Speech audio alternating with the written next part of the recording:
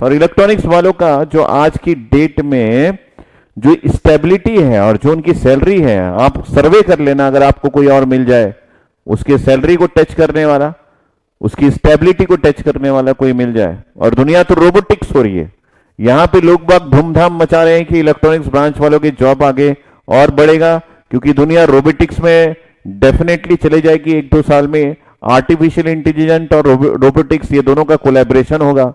तो आप आज की डेट में रो रहे हैं, क्या ही मतलब है? रोना धोना बंद करिए, रोना धोना बंद करिए, मुझे ये सब चीजें पसंद नहीं है, ठीक है? Atom is electrically neutral, very good. Double E students, but I love EC. देखिए ये डबल ई स्टूडेंट्स है, नेहुल चौधरी, वेरी गुड बेटा। बी पॉजिटिव और आसपास के लोगों की पॉजिटिव रहने दो, ठीक है? बुरी बुरी बातें नहीं करना आज के बाद, कोई बुरी बातें मैं सुनना नहीं चाहता, और इलेक्ट्रॉनिक्स के अगेंस्ट तो बिल्कुल नहीं सुनना चाहता, इस ब्रांच के अगेंस्ट भी नहीं सुनना चाहता, इलेक्ट्रॉनिक डिवाइसेस के अगेंस्ट भी नहीं सुनना चाहता, इलेक्ट्रॉनिक्स के बारे में भी नहीं सुनना चाहता, और इलेक्ट्रॉन्स के बारे में भी बुरी बातें नहीं सुनना चाहता। मेरे पोर्टल पे ये सब मैसेज मत कीजिएगा। अगर आपको लगता है कि ऐसा कुछ है तो आज के आज छोड़ के चले जाइए इलेक्ट्रॉनिक्स ब्रांच को। इसी में रहना है, इसी में जिंदगी जीना है, और इसी को बकरे हैं, क्या मतलब है? उसी घर में रह के उसी चीज को गाली देने का क्या मतलब है? ठीक है, सोचती है और चलिए आगे। I am PD student double E sir, देखिए वो पीडी स्टूडेंट है डबल ई का, पढ़ रहा है इलेक्ट्रॉनिक्स है, पागल कुत्ता थोड़ी काटा उसको, वो जानता है आगे क्या फ्यूचर है उसकी, ठीक है? तो हम लोग यहां पे क्या बना रहे हैं? एनर्जी बैंड और उसके साथ है डायग्राम, इसके बारे में हम बात करेंगे। तो सबसे पहला वर्ड यहां पे क्या आया? ये एनर्जी आया। तो सबसे पहले हम लोग क्या देखना चाहेंगे sir? What and why. What है और वाई है, इन दोनों का आंसर कर लेते हैं, ठीक है? Electronics is an inherent feeling, yes very good, खानदानी है उसके, देखो। तो यहां पे हमारे पास है एनर्जी बैंड डायग्राम। तो सबसे पहले आप ये ध्यान रखिएगा, एनर्जी बैंड डायग्राम जो है ना, क्या है वो पता कर लेते हैं, और उसके बाद क्यों है वो पता करेंगे, उसके बाद हम लोग उसका पूरा एनालिसिस करेंगे। एनर्जी बैंड डायग्राम जो है वो energy versus inter atomic distance का एक ग्राफ है। इंटर एटॉमिक डिस्टेंस का, डिस्टेंस के बीच में एक ग्राफिकल प्लॉट है। तो ये कोई बॉक्स नहीं है, ये एक ग्राफिकल प्लॉट है। ध्यान से सुनते रहेंगे, स्टोरी यहीं से बनती है। ग्राफिकल प्लॉट है, ग्राफिकल प्लॉट है ना, स्टोरी यहीं से बनती है।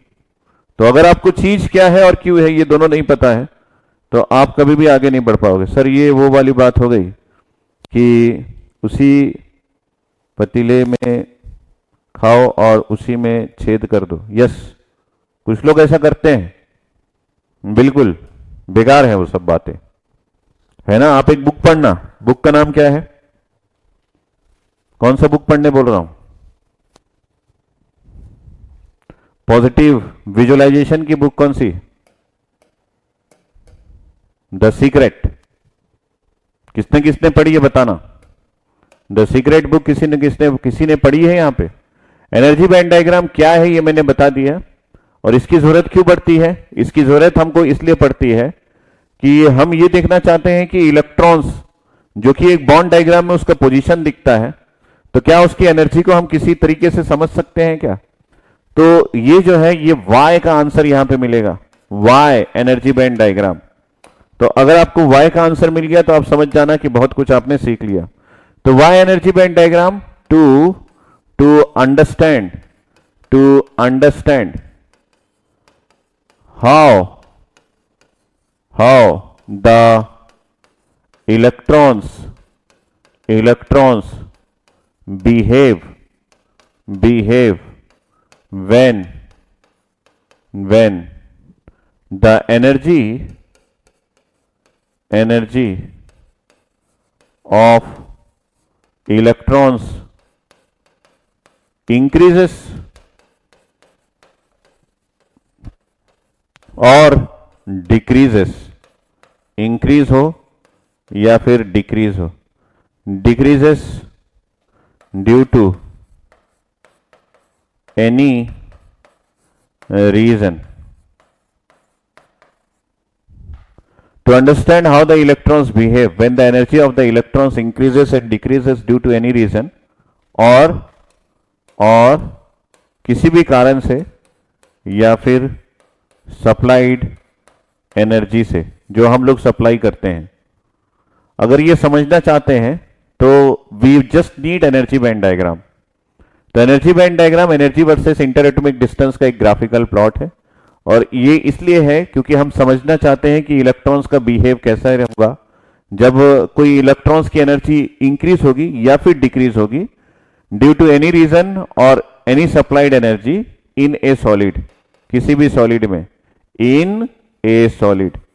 तो अगर ये बात आप दोनों को जानते हैं तो अब हमारे आज के लेक्चर में इन दोनों बात को हम लोग जोड़ेंगे और बेहतरीन तरीके से पता लगाएंगे, है ना।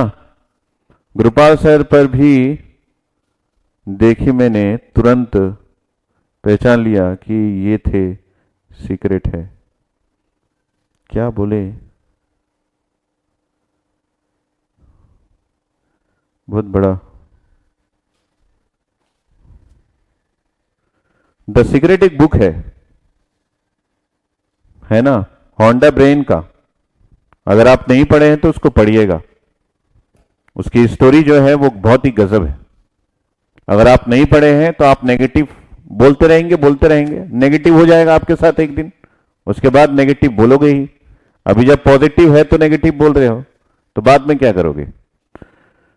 ठीक है, तो कल की क्लास में वहीं से चालू करते हैं कि कल की क्लास में हम लोगों ने देखा था कि हमारे पास कुछ सिलिकॉन के एटम्स थे, और ये जो सिलिकॉन एटम्स जो है उसके आउटर मोस्ट शेल के इलेक्ट्रॉन्स है ना, तो हम लोग यहाँ पे इलेक्ट्रॉन्स बनाए इसके 4 और इलेक्ट्रॉन्स बनाए इसके 4। जल्दी जल्दी समझेंगे, जल्दी बेहतरीन तरीके से समझेंगे। ये इलेक्ट्रॉन्स बनाए इसके 4 और हम लोगों ने इसके बीच में कोवेलेंट बॉन्ड भी बना दिया। तो कोवेलेंट बॉन्ड कैसे बना, ये इन दोनों के बीच का कोवेलेंट बॉन्ड बना, यहां पे कोवेलेंट बॉन्ड बना, यहां पे कोवेलेंट बॉन्ड बना, यहां पे कोवेलेंट बॉन्ड बना। इन सब के इलेक्ट्रॉन्स कितने थे, 4-4। जब हम लोगों ने इस डायग्राम के बारे में सोचा तो हमको ये पता चला कि सेंटर वाला एटम जो है वो स्टेबिलिटी गेन कर लिया है, और यहां पे हमारे पास कुछ इलेक्ट्रॉन्स है जो कि कोवेलेंट बॉन्ड के अंदर है।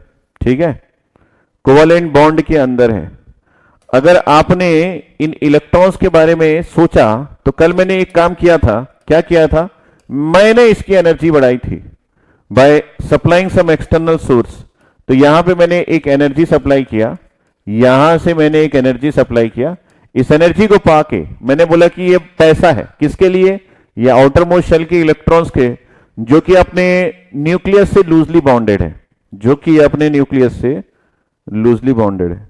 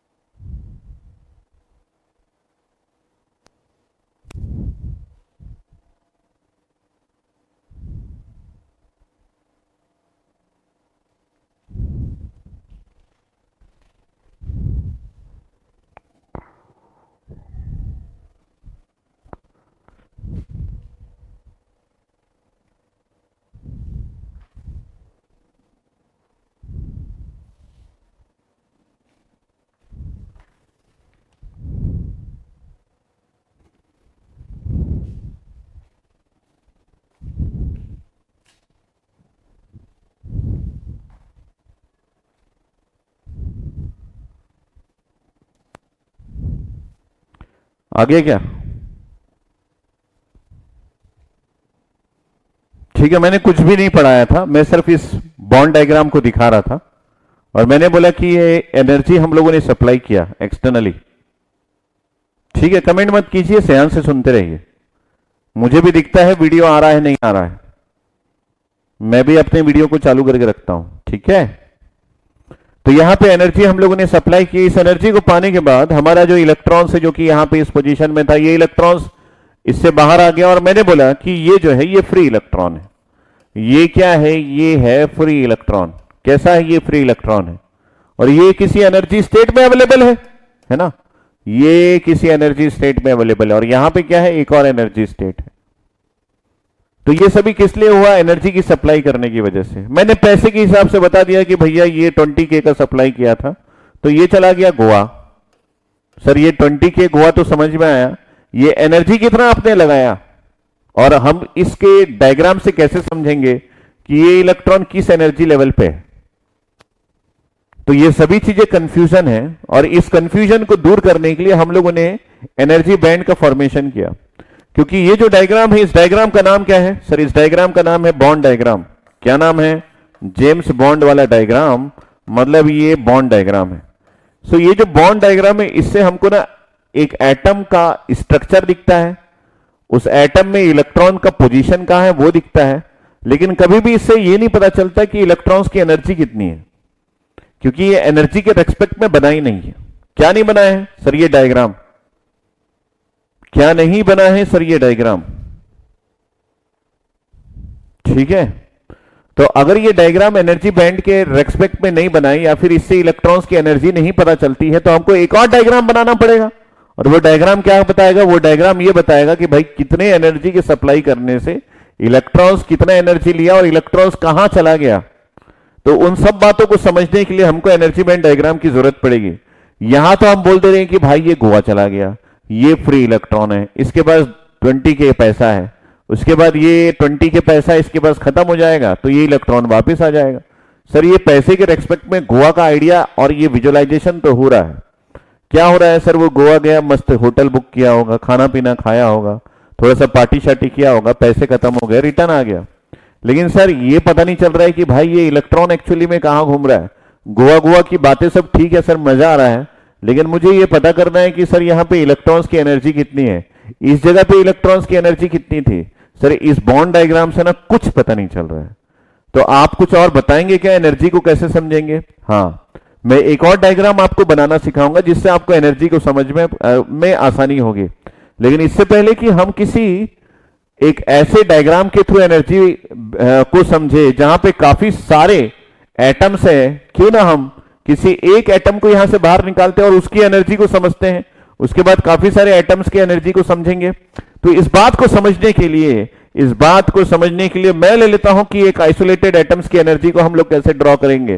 तो हमारे पास एक आइसोलेटेड एटम है, आइसोलेटेड एटम मतलब उसके आजू बाजू कहीं भी कोई कुछ नहीं है और वो एक जगह पे आइसोलेटेड है, एक जगह पे वो आइसोलेटेड है। तो उसको क्या कर दिया? मान लीजिए क्वारंटाइन कर दिया गया। क्वारंटाइन का मीनिंग तो आज की डेट में पूरा वर्ल्ड समझता है।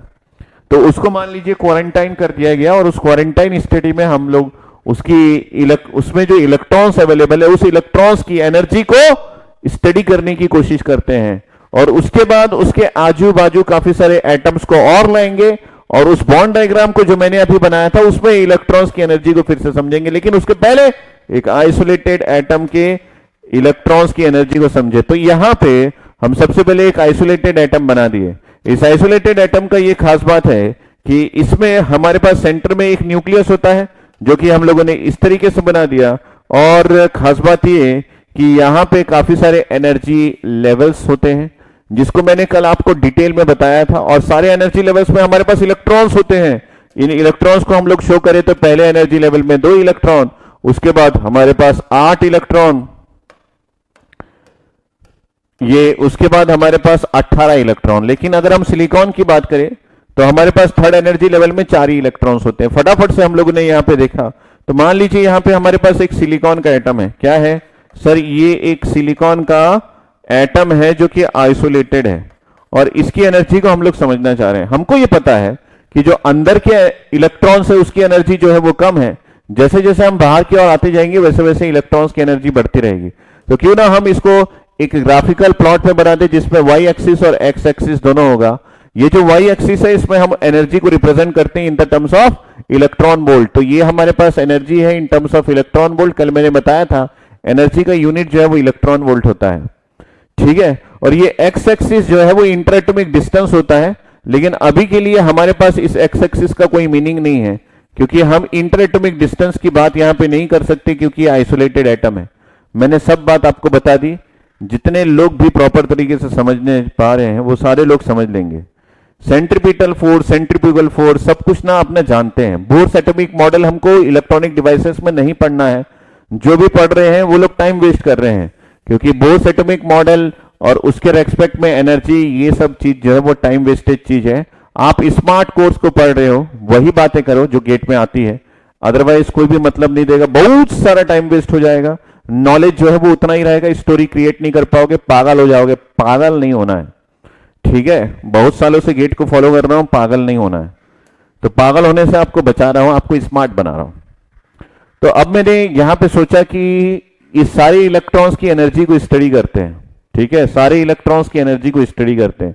तो सबसे पहले हमको यह पता चला कि सबसे अंदर जो न्यूक्लियस है उसकी एनर्जी फर्स्ट ऑर्बिट का, ये हमारे पास फर्स्ट है ऑर्बिट, ये हमारे पास फर्स्ट है ऑर्बिट, प्रॉपर समझेंगे।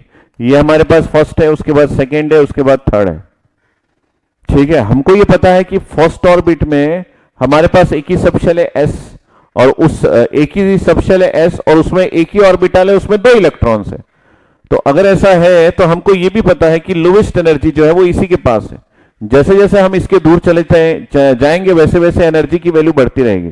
तो ये वाई एक्सिस अगर एनर्जी को शो कर रहा है, तो मैंने यहां पे एक लाइन खींचा जो ये रिप्रेजेंट करता है कि यहां पे हमारे पास 1s2 इतना, इसका मतलब है फर्स्ट एनर्जी लेवल में एस सबशेल में जो 2 इलेक्ट्रॉन्स है उसकी एनर्जी मान लीजिए इतना है।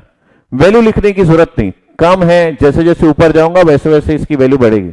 और मुझे यहां पे ये भी आइडिया है कि यहां पे हमारे पास 2 इलेक्ट्रॉन्स है। एक इलेक्ट्रॉन्स को मैंने ऐसा शो कर दिया, कैसा शो कर दिया, एक इलेक्ट्रॉन्स को मैंने ऐसा शो कर दिया कि वो जो है वो अपवर्ड डायरेक्शन में है, दूसरा इलेक्ट्रॉन्स जो है वो इस डायरेक्शन में है। हमको ये पता है कि 2 इलेक्ट्रॉन्स जो कि एस सबशेल में एक ही ऑर्बिटल में होता है, वो दोनों मियां बीवी की तरह काम करते हैं। अगर एक कुछ बोल रहा है तो दूसरा उसको अपोज करेगा ही करेगा। एक ही घर में 2 लोग लेकिन पटती नहीं है, हर चीज को लेके ऑपोजिट। तो ऑपोजिट स्पिन के 2 इलेक्ट्रॉन्स हैं, तो उन दोनों इलेक्ट्रॉन्स को मैंने शो कर दिया। इन दोनों इलेक्ट्रॉन्स को शो करने का जो मेथड है वो है कि हमको हाफ एरो बनाना पड़ता है। तो एक डायरेक्शन में एक हाफ एरो, दूसरे डायरेक्शन में दूसरा हाफ एरो। अगर आपने इस बात को समझ लिया तो ये दोनों इलेक्ट्रॉन्स को मैंने शो कर दिया। अब उसके ऊपर जब हम सेकेंड लेवल पे आएंगे तो सेकेंड लेवल पे हमारे पास 2 सबशेल है एस और पी, और इस एस और पी को हम लोग शो करें तो हमारे पास यहां पे दो होने चाहिए। तो मैंने यहां पे एक एस बना दिया और उसके बाद एक पी बना दिया, ठीक है। तो ये हमारे पास दो सबशेल है जो कि सेकेंड एनर्जी लेवल का है, ठीक है। तो फटाफट से मैंने यहां पे लिख दिया कि ये सेकेंड एनर्जी लेवल है जिसमें एस में 2 इलेक्ट्रॉन्स है, और ये भी सेकेंड एनर्जी लेवल है जिसमें पी में हमारे पास 6 इलेक्ट्रॉन्स है। 6 स्टेट्स है, 6 इलेक्ट्रॉन्स है, जितने स्टेट्स उतने इलेक्ट्रॉन्स। फटाफट से आप अगर देखेंगे तो आपको ये आइडिया लगेगा। क्या आइडिया लगेगा सर? वोडाफोन नहीं लगेगा? नहीं, वोडाफोन नहीं। आइडिया ये लगेगा कि हमारे पास यहां पे एस में 2 इलेक्ट्रॉन्स है और पी में कितने इलेक्ट्रॉन्स है? 6 इलेक्ट्रॉन्स है। तो 1 मैंने बना दिया, फिर 2 मैंने बना दिया, फिर 3 मैंने बना दिया, उसके बाद इसमें 4 बना दिया, उसमें 5, और ये हो गया 6। तो मैंने 6 इलेक्ट्रॉन्स को लोकेट कर दिया। अब आप देखेंगे तो एनर्जी जो है वो बढ़ गई, एनर्जी जो है वो बढ़ गई। तो कैसे बढ़ गई? क्योंकि आपका डिस्टेंस जो है वो बढ़ गया। जैसे जैसे आप दूर की ओर जाते जाएंगे वैसे वैसे एनर्जी जो है वो बढ़ती रहेगी। तो मैं एक एरो ड्रॉ कर देता हूं और यहां पे बता देता हूं कि एनर्जी जो है यहां पे इंक्रीज होती जाती है। एनर्जी जो है एनर्जी इंक्रीज होती है। क्या होती है सर? इंक्रीज होती है। क्या होती है सर? फिर से बताइए। इंक्रीज होती है। तो बस यहां पे एनर्जी जो है वो बढ़ती चली जा रही है, ठीक है। तो ये दोनों डायग्राम आपको क्लियर होगा, ये मैं उम्मीद करता हूं। और ये आपका एनर्जी का डायग्राम है और ये जो है वो बॉन्ड डायग्राम है, ठीक है। तो ये आपका एनर्जी लेवल डायग्राम है। ये क्या डायग्राम है सर? ये एनर्जी लेवल का डायग्राम है। किसके लिए डायग्राम है? किसके लिए? एक आइसोलेटेड एटम के लिए, एक आइसोलेटेड आइसोलेटेड एटम के लिए, आइसोलेटेड एटम के लिए, ठीक है। और ये क्या है, ये हमारा क्या डायग्राम है, ये एटॉमिक स्ट्रक्चर है। तो ये बॉन्ड डायग्राम नहीं है क्योंकि यहां पे काफी सारे एटम्स नहीं है। तो एक आइसोलेटेड एटम, ये एक आइसोलेटेड एटम का जो आप बोलते हैं दैट इज एटॉमिक स्ट्रक्चर है, ठीक है। और उसके रेस्पेक्ट में हम यहां पे एनर्जी लेवल का डायग्राम बना रहे, एनर्जी बैंड डायग्राम नहीं है, ठीक है। और उसके बाद हमारे पास थर्ड एनर्जी लेवल आएगा। थर्ड एनर्जी लेवल में हमारे पास एस भी है, हमारे पास पी भी है और डी भी है, लेकिन यहां पे सिर्फ एस और पी में ही इलेक्ट्रॉन्स होंगे। तो एस और पी के इलेक्ट्रॉन्स को हम लोग यहां पे ड्रॉ करें तो एस में हमारे पास 2 इलेक्ट्रॉन्स है और पी में भी हमारे पास 2 इलेक्ट्रॉन्स है। पी में कितने इलेक्ट्रॉन्स है सर? 2 ही तो इलेक्ट्रॉन है, यस 2 ही इलेक्ट्रॉन है। तो जब हम लोग इसके बारे में लिखें तो यहां पे हम लोगों ने लिख दिया कि ये हमारे पास थर्ड एनर्जी लेवल है जिसमें एस में 2 इलेक्ट्रॉन्स है, ये हमारे पास थर्ड एनर्जी लेवल है जिसमें पी में हमारे पास 2 इलेक्ट्रॉन्स है। तो फटाफट से हम लोगों ने इसको बना लिया। और अगर मैं यहां पे सिलिकॉन के लिए लिखूं तो सिलिकॉन के लिए थोड़ा सा लिख देता हूं भाई। सिलिकॉन में एटॉमिक नंबर 14 है और इस एटॉमिक नंबर 14 को जब हम अरेंज करेंगे तो हमारे पास आएगा यहां पे 1s2, then we are having 2s2, then we are having 2p6, then 3s2 और 3p2। ये ऐसा डायग्राम है। So in isolated atom there are the energy level, but in an interactive system we have energy band exist. very good Mrityunjay Agarwal, आपके ऊपर मुझे नाज है, you said correctly. तो ये है एनर्जी लेवल डायग्राम। अंडरलाइन करेंगे कि बॉक्स में डालते हैं? सर इसको पिंजरे में डालिए, ये भाग जाएगा, एनर्जी लेवल है, ठीक है। और ये आपका एनर्जी लेवल का डायग्राम है। तो सब कुछ मैंने बता दिया कि एनर्जी जो है वो धीरे धीरे बढ़ती है और उसी के अकॉर्डिंग हम लोग को वर्क करना रहता है, ठीक है।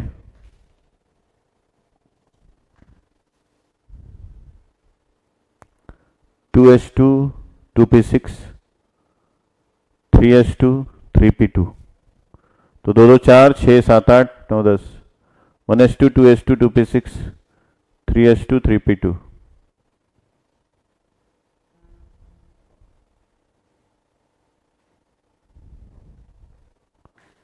सर 3s2 के लिए आपने सेम स्पिन बना दिया? यस, 3s2 के लिए मैंने सेम स्पिन इसलिए बनाया क्योंकि जब किसी ऑर्बिटल में इलेक्ट्रॉन्स का फिलिंग होता है, ठीक है, ध्यान से सुनो, कमेंट मत करो। जब किसी ऑर्बिटल में इलेक्ट्रॉन्स की फिलिंग होती है, इलेक्ट्रॉन्स की भर्ती होती है, तो सेम स्पिन वाले इलेक्ट्रॉन्स की पहले भर्ती होती है और उसके बाद ऑपोजिट स्पिन के इलेक्ट्रॉन्स की भर्ती होती है, ठीक है। अगर आपने 11th-12th में इन सब बारे में नहीं पढ़ा है तो मेरा ये कहना है कि आप मस्त इंजॉय किए होंगे ना अपना 11th-12th, या फिर 7th 8th 9th 10th। बहुत पहले पढ़ा था, कब पढ़ा था याद नहीं है, लेकिन याद था इसलिए मैंने इसको बनाया है, ठीक है। तो मस्त इंजॉय किए होंगे केमिस्ट्री के सब्जेक्ट में, एक दूसरे की चोटी खींचना, बाल खींचना, ऐसा टारगेट बना के शूट करना और उसके बाद टेस्ट में कुछ भी उलझुल लिख देना और टीचर की फीलिंग को देख के उसके अकॉर्डिंग लिख देना और मजे करना। गेट में वो सब काम नहीं आते हैं। तो जब भी आप किसी इलेक्ट्रॉन्स को फिलअप करेंगे तो सबसे पहले सेम स्पिन वाले इलेक्ट्रॉन्स की पहले फीलिंग होती है, उसके बाद ऑपोजिट स्पिन वाले इलेक्ट्रॉन्स की फीलिंग होती है, ठीक है। तो इसलिए ऐसा मैंने लिखा है 3s2 एंड 3p2, ठीक है। तो यहां पे कितने एनर्जी स्टेट्स हैं? किसी से मैं पूछूं कि यहां पे कितने एनर्जी स्टेट्स हैं, है ना, यहां पे कितने एनर्जी स्टेट्स हैं? सर यहां पे जो है वो आपके पास एनर्जी स्टेट 2 नहीं 6 है।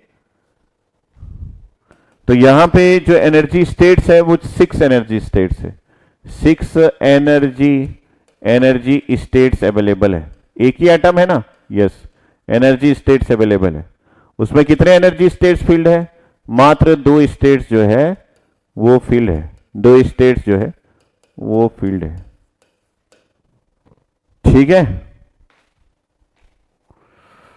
तो कुछ कुछ चीजें आपको पता होना चाहिए। 3s2 में मैक्स 2 ही रह सकते हैं, अभी सेम क्यों है? अच्छा यहां पे कुछ गड़बड़ी हुई है क्या? पलट दो ना यार, पलट क्यों नहीं देते, है ना? बाकी कहीं हुई है क्या गड़बड़ी? ठीक है। तो ये सब चीजें ढूंढना अभी का काम नहीं है भाई, मतलब आप उस लेवल पे मत जाइए, ठीक है, वो सब आपका काम नहीं है, ठीक है। आप गेट की तरह पढ़िए। और इसके बाद हम क्या करते हैं, हम यहाँ पे एक एटम नहीं अब दो एटम ले आते हैं, इसकी दोस्ती कराते हैं, इसको इंटरेक्टिव बनाते हैं, बहुत अकेला अकेला रहा है तो इस एटम की दोस्ती कराते हैं और इसको इंटरेक्टिव बनाते हैं। ये मेरे पास एक एटम है और इसको आइसोलेट करने की बजाय इसको हम घर से बाहर निकाले तो इसके पास 1 2 3 ऑर्बिट्स थे और उसके बाद ये फिर से हमारा न्यूक्लियस या फिर सूरज बन गया या फिर मम्मी पापा आ गए और उसके बाद यहां पे भी हमारे पास 1 और ये 2 और ये 3 बन गया, ठीक है। लेकिन दोस्ती नहीं हुई, इसको कर देते इंटरेक्टिव। अगर इन दोनों को हम लोग कर दे इंटरेक्टिव मतलब दोस्ती अगर करा दे तो ये आउटर मोस्ट ऑर्बिट जो है वो ओवरलैप हो गया। तो यहां पे दो एटम है और दोनों एटम के अकॉर्डिंग हम लोग काम करेंगे। तो दोनों एटम से अब इंटरेक्ट किए, ठीक है। एक एक चीज मैं बताऊंगा, एकदम ध्यान से सुनिएगा। वो जो इलेक्ट्रॉन्स के डायरेक्शंस को आप देख रहे थे उसको थोड़ी देर के लिए इग्नोर कीजिए, that is not the part. एकदम स्मार्ट तरीके से बिहेव कीजिए, सर मैं स्मार्ट हूं और मैं स्मार्ट तरीके से सोच रहा हूं, आप आगे बढ़िए, ठीक है। तो यहां पे दो एटम से दोनों को मैंने इंटरेक्ट करवा दिया। अगर दो एटम से दोनों को इंटरेक्ट करवा दिया तो डेफिनेटली इसका एनर्जी लेवल आइसोलेटेड है और इसका भी एनर्जी लेवल आइसोलेटेड है, लेकिन दोनों इंटरेक्ट हुआ है तो डेफिनेटली यहां पे मोर नंबर ऑफ एनर्जी लेवल्स आएंगे। तो अब जब दो एटम्स के लिए हम लोग बना रहे हैं तो ये एक एटम का एनर्जी लेवल ना होके ये एक मॉलिक्यूलर ऑर्बिटल बन जाएगा, ठीक है। तो ये मॉलिक्यूल बन गया, yes this will become a molecule. तो अगर ये मॉलिक्यूल बन गया है, एटम ना रह के ये मॉलिक्यूल बन गया है, तो ये जो है ये आपका मॉलिक्यूल बन गया है। अगर ऐसा बन गया है तो डेफिनेटली यहां पे हमारे पास जल्दी से बनाते हैं यहां पे वाई एक्सिस और एक्स एक्सिस, ठीक है। अब इस इंटर एटॉमिक डिस्टेंस का भी मीनिंग है, लेकिन अभी मैं उस पार्ट में नहीं जा रहा हूं। यहां पे एनर्जी है in terms of electron volt और ये एक्स है इन सेंटीमीटर, और ये जो है ये इंटर एटॉमिक डिस्टेंस है। ये क्या है, ये इंटर एटॉमिक डिस्टेंस है, इंटर एटॉमिक डिस्टेंस है। और इंटर एटॉमिक डिस्टेंस मतलब दो एटम्स के बीच का डिस्टेंस हम लोगों ने कम कर दिया। तो अब कुछ मॉलिक्यूलर ऑर्बिटल्स यहां पे आएंगे। तो यहां पे पहले वाले एटम के लिए अगर हम लोग एस को ड्रॉ करें तो दूसरे वाले एटम का भी एस यहीं पे कहीं पे आएगा। तो थोड़ा सा आपको दिखाने के लिए थोड़ा सा दूर में डिजाइन कर दिया, ठीक है। तो ये है आपके पास पहले एटम का 1s2 और दूसरे एटम का भी 1s2। तो पहले एटम का 1s2 और दूसरे एटम का भी 1s2, ये दोनों सेम साइड सेम जगह पे है लगभग। और यहां पे भी हमारे पास दो इलेक्ट्रॉन से एक ऐसा और एक ऐसा, यहां पे भी दो इलेक्ट्रॉन से एक ऐसा और एक ऐसा। तो ये हमारा बन गया। उसके बाद फिर से हम लोग आगे बढ़े, तो आगे बढ़ने के साथ साथ अगर दोनों सिलिकॉन एटम है तो फिर से हमारे पास यहां पे दो नहीं चार आएंगे। तो ये हमारा 2s है और ये 2p है। और उसके बाद हमारे पास ये फिर से हमारे पास ये एक और आ गया, ये एक और आ गया। तो मैं लिख देता हूं ना ये कौन कौन है, यस सर लिखिए तो सही। तो मैंने यहां पे लिख दिया कि ये 2s2 है और यहां पे भी ये भी 2s2 है। अच्छा, ये भी 2p6 है और ये भी आपका 2p6 है ना। तो इस कंडीशन में अगर हम लोग यहां पे ड्रॉ करें तो ये एक हो गया और ये दूसरा हो गया, ये एक हो गया और ये दूसरा हो गया, और ये एक हो गया और ये दूसरा हो गया, और यहां पे एक छूट गया ना, यहां पे हम लोग बना देते ये एक हो गया और ये दूसरा हो गया। तो ओरिएंटेशन को मैंने ऑपोजिट रखा है आपके अनुसार और पूरा डायग्राम मैंने बना दिया है। लेकिन यहां पे पी सब शेल में 6 होंगे, मैंने 2 ही बनाए हैं।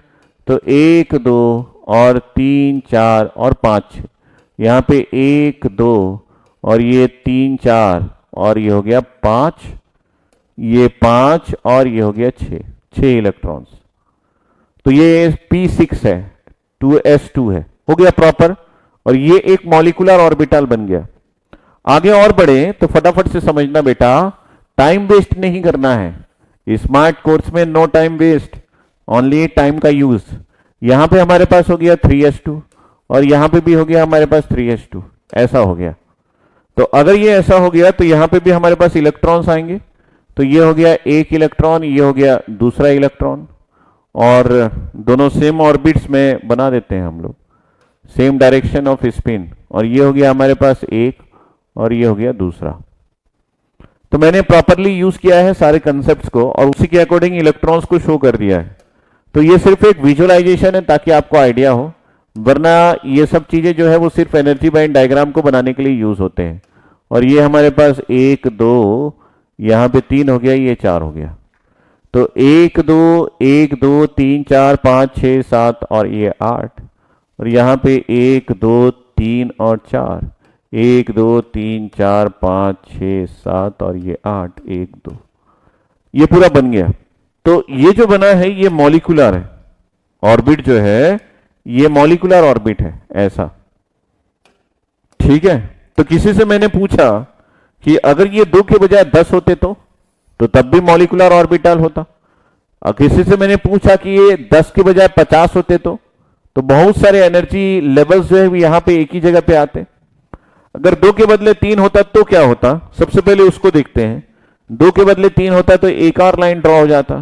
3 के बदले 4 होता तो क्या होता, सर यहां पे एक और लाइन ड्रॉ होता है। सर 4 के बदले 5 होते तो क्या होता, यहां पे एक और लाइन ड्रॉ हो जाता। और 5 के बदले 6 होते तो क्या होता, सर यहां पे एक और लाइन ड्रॉ हो जाता, ठीक है। अगर 6 के बदले 7 होते तो क्या होता, यहां पे एक और लाइन ड्रॉ हो जाता।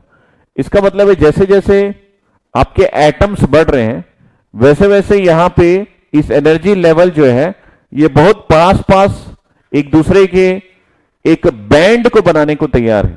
बैंड का मतलब क्या, मतलब एक ही जगह के पे काफी सारे एनर्जी लेवल्स।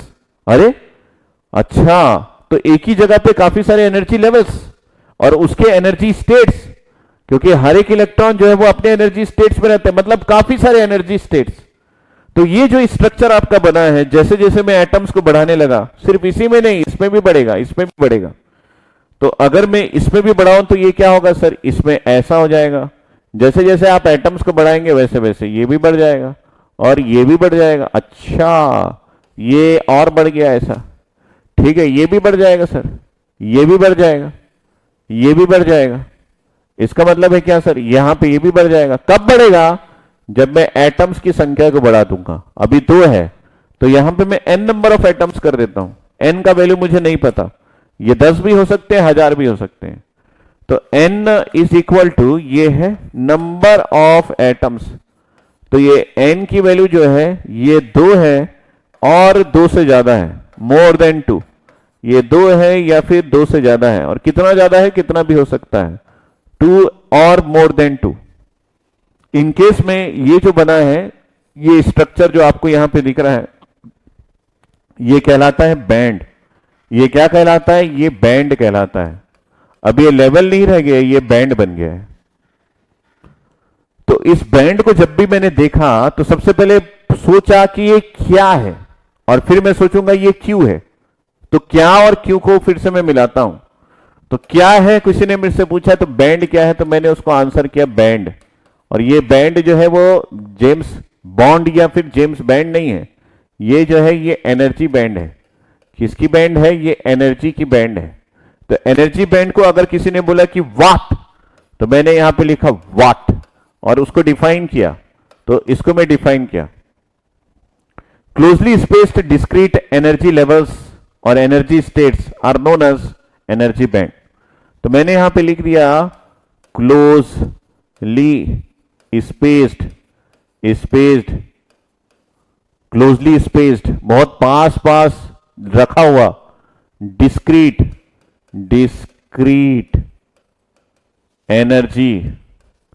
एनर्जी लेवल, या फिर कई सारे बुक में एनर्जी स्टेट्स भी लिखा रहता है। Energy states are known as energy band. तो ये हो गया बैंड।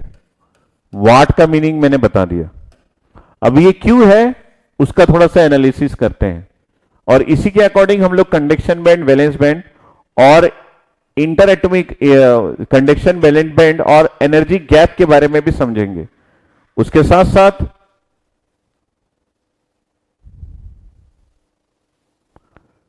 ठीक है, उसके साथ साथ काफी कुछ समझेंगे। अरे स्पिन समझ के क्या करोगे, स्पिन का क्या करोगे बेटा, है ना। जब भी आप किसी ऑर्बिटल में इलेक्ट्रॉन्स को फील करते हैं, फॉर एग्जाम्पल अगर आप यहां पे मैंने पी नहीं बनाया ना, ठीक है, एक तो छूट ही गया है, एस के बाद यहां पे पी भी आएगा, है ना।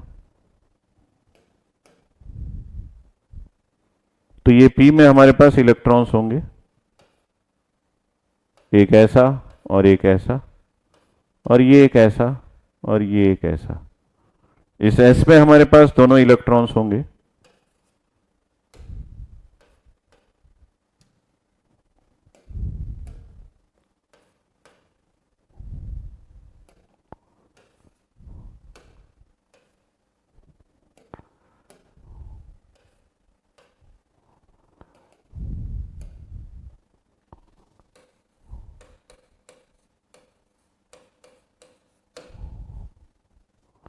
ठीक है, तो एक एनर्जी लेवल छूट गया था कंसेप्ट समझाने के चक्कर में। सर जब एटम से इंटरेक्ट करते हैं तो सबसे पहले उनके आउटर मोस्ट शेल ओवरकम होते हैं, ठीक है। तो एक जो है वो छूट गया था, एकदम आप लकीर नहीं बनेंगे, कंसेप्ट को धीरे धीरे समझते रहेंगे, स्टोरी में जाएंगे, है ना। लकीर बनने का मतलब जो है वो आप समझते होंगे, लकीर का फकीर बोलते हैं ना, कि मतलब जो बना दिया उतना ही समझे, है ना। आप स्मार्ट स्टूडेंट्स है ना, स्मार्ट तरीके से समझो। कभी कभार रिटर्न में कुछ कुछ चीजें छूट जाती है जब हम लोग कंसेप्ट की तरफ ध्यान देते हैं। तो किसकी तरफ ध्यान देते हैं, कंसेप्ट की। और जब आप ध्यान देंगे तो लिखने में कुछ चीजें छूट जाती है, ठीक है।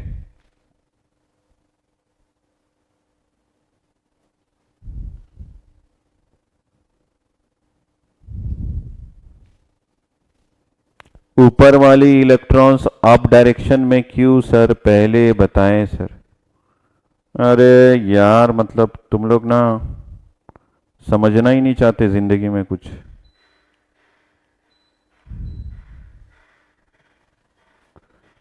जिंदगी मौत ना बन जाए, संभालो यारो।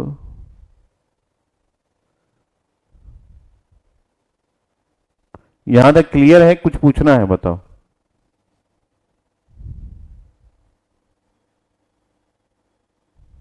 एक बार बता दो बेटा, यहां तक क्लियर है, कुछ पूछना है। अगर नहीं पूछना है तो ही आगे बढ़ेंगे, पूछना है तो हम लोग काफी सारा टाइम यहीं पे बर्बाद कर सकते हैं, हमारे पास बहुत टाइम है।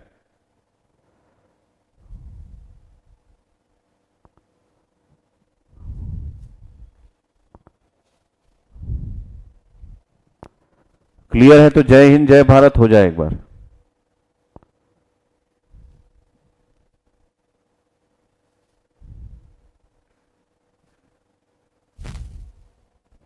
एक बार बताने के बाद वही वही वही वही मतलब इलेक्ट्रॉन्स ही देखना है। अजीब तरह के बिहेवियर है भाई, है ना। जब एक बार बता दिया, जब इलेक्ट्रॉन्स को फिलअप करते हैं तो सेम स्पिन के इलेक्ट्रॉन्स पहले फिल होते हैं, उसके बाद ऑपोजिट स्पिन के इलेक्ट्रॉन्स फिल होते हैं। नहीं, आपको उसी में पीएचडी करना है। सर मेरे को उसमें पीएचडी करा दो, मैं तो गेट वेट नहीं निकालने आया हूं, मैं तो स्मार्ट कोर्स पीएचडी करने के लिए लिया हूं। तो आप गलत जगह पे हैं। अगर आप गेट में स्मार्ट कोर्स पीएचडी करने के लिए लिए हैं तो आप गलत जगह पे ले लिए भैया।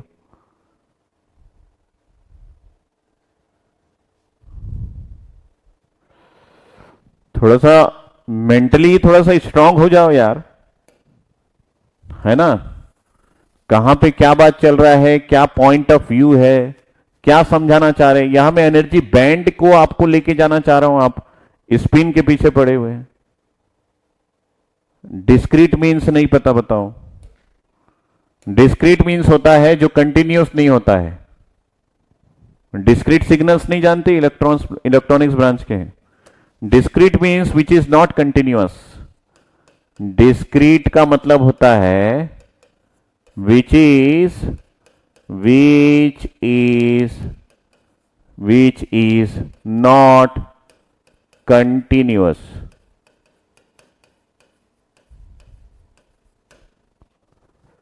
ठीक है।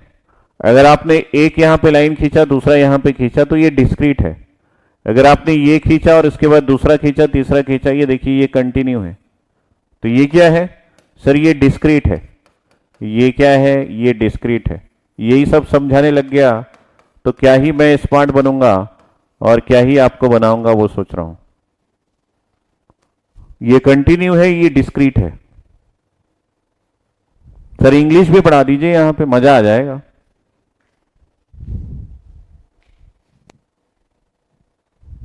ठीक है, ईमानदारी से बताओ, आगे बढ़ना चाहते हो कि यहीं पे अटकना चाहते हो? तो मैंने यहां पे बैंड के बारे में बताया है।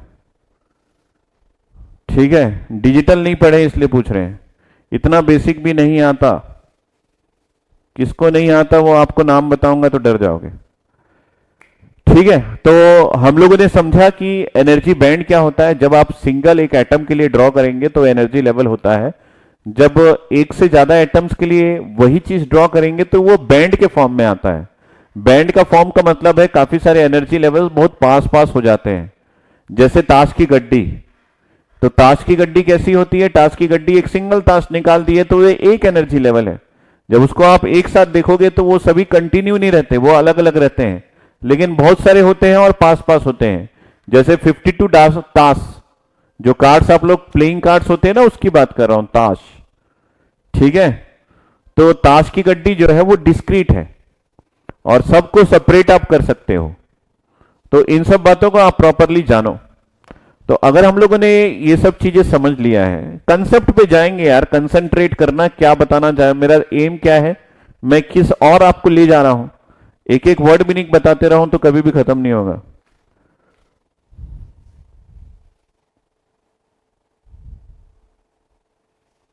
ठीक है, ऑफलाइन क्लास होता तो इतने डाउट्स कहां से पूछते, वो सोच रहा हूं मैं। ऑनलाइन ने आपकी दुनिया ही बदल दी। मतलब वाट, वाई का मीनिंग भी कुछ दिन पूछेंगे, सर वाट मतलब क्या, सर वाई मतलब क्या। ठीक है, तो मैं इन सब के कारण डिस्ट्रैक्ट होता हूं और उसके बाद अपनी चीजों पे खो जाता हूं कि मैं क्या बता रहा था। Energy band closely space discrete energy level is और energy state is known as energy band. तो ये एनर्जी बैंड का डेफिनेशन है। इसको काफी दिन तक आप याद रखेंगे, बहुत सारा काम आपका आएगा। अब हम उस एटम्स के बारे में बात करते हैं जहां पे हम एन एटम्स को ले लें। तो मान लीजिए मेरे पास एक सॉलिड है ना, मेरे पास एक सॉलिड है, कुछ इस तरीके का है, और ये जो है ये एक सॉलिड है जो कि 3 डायमेंशनल फॉर्म में है। ठीक है, और इसके मैं एक छोटे से वॉल्यूम को ले लेता हूं। तो इसके अंदर में एक छोटा सा वॉल्यूम ले लेता हूं, कुछ ऐसा है ना, ये ऐसा है, ये ऐसा है।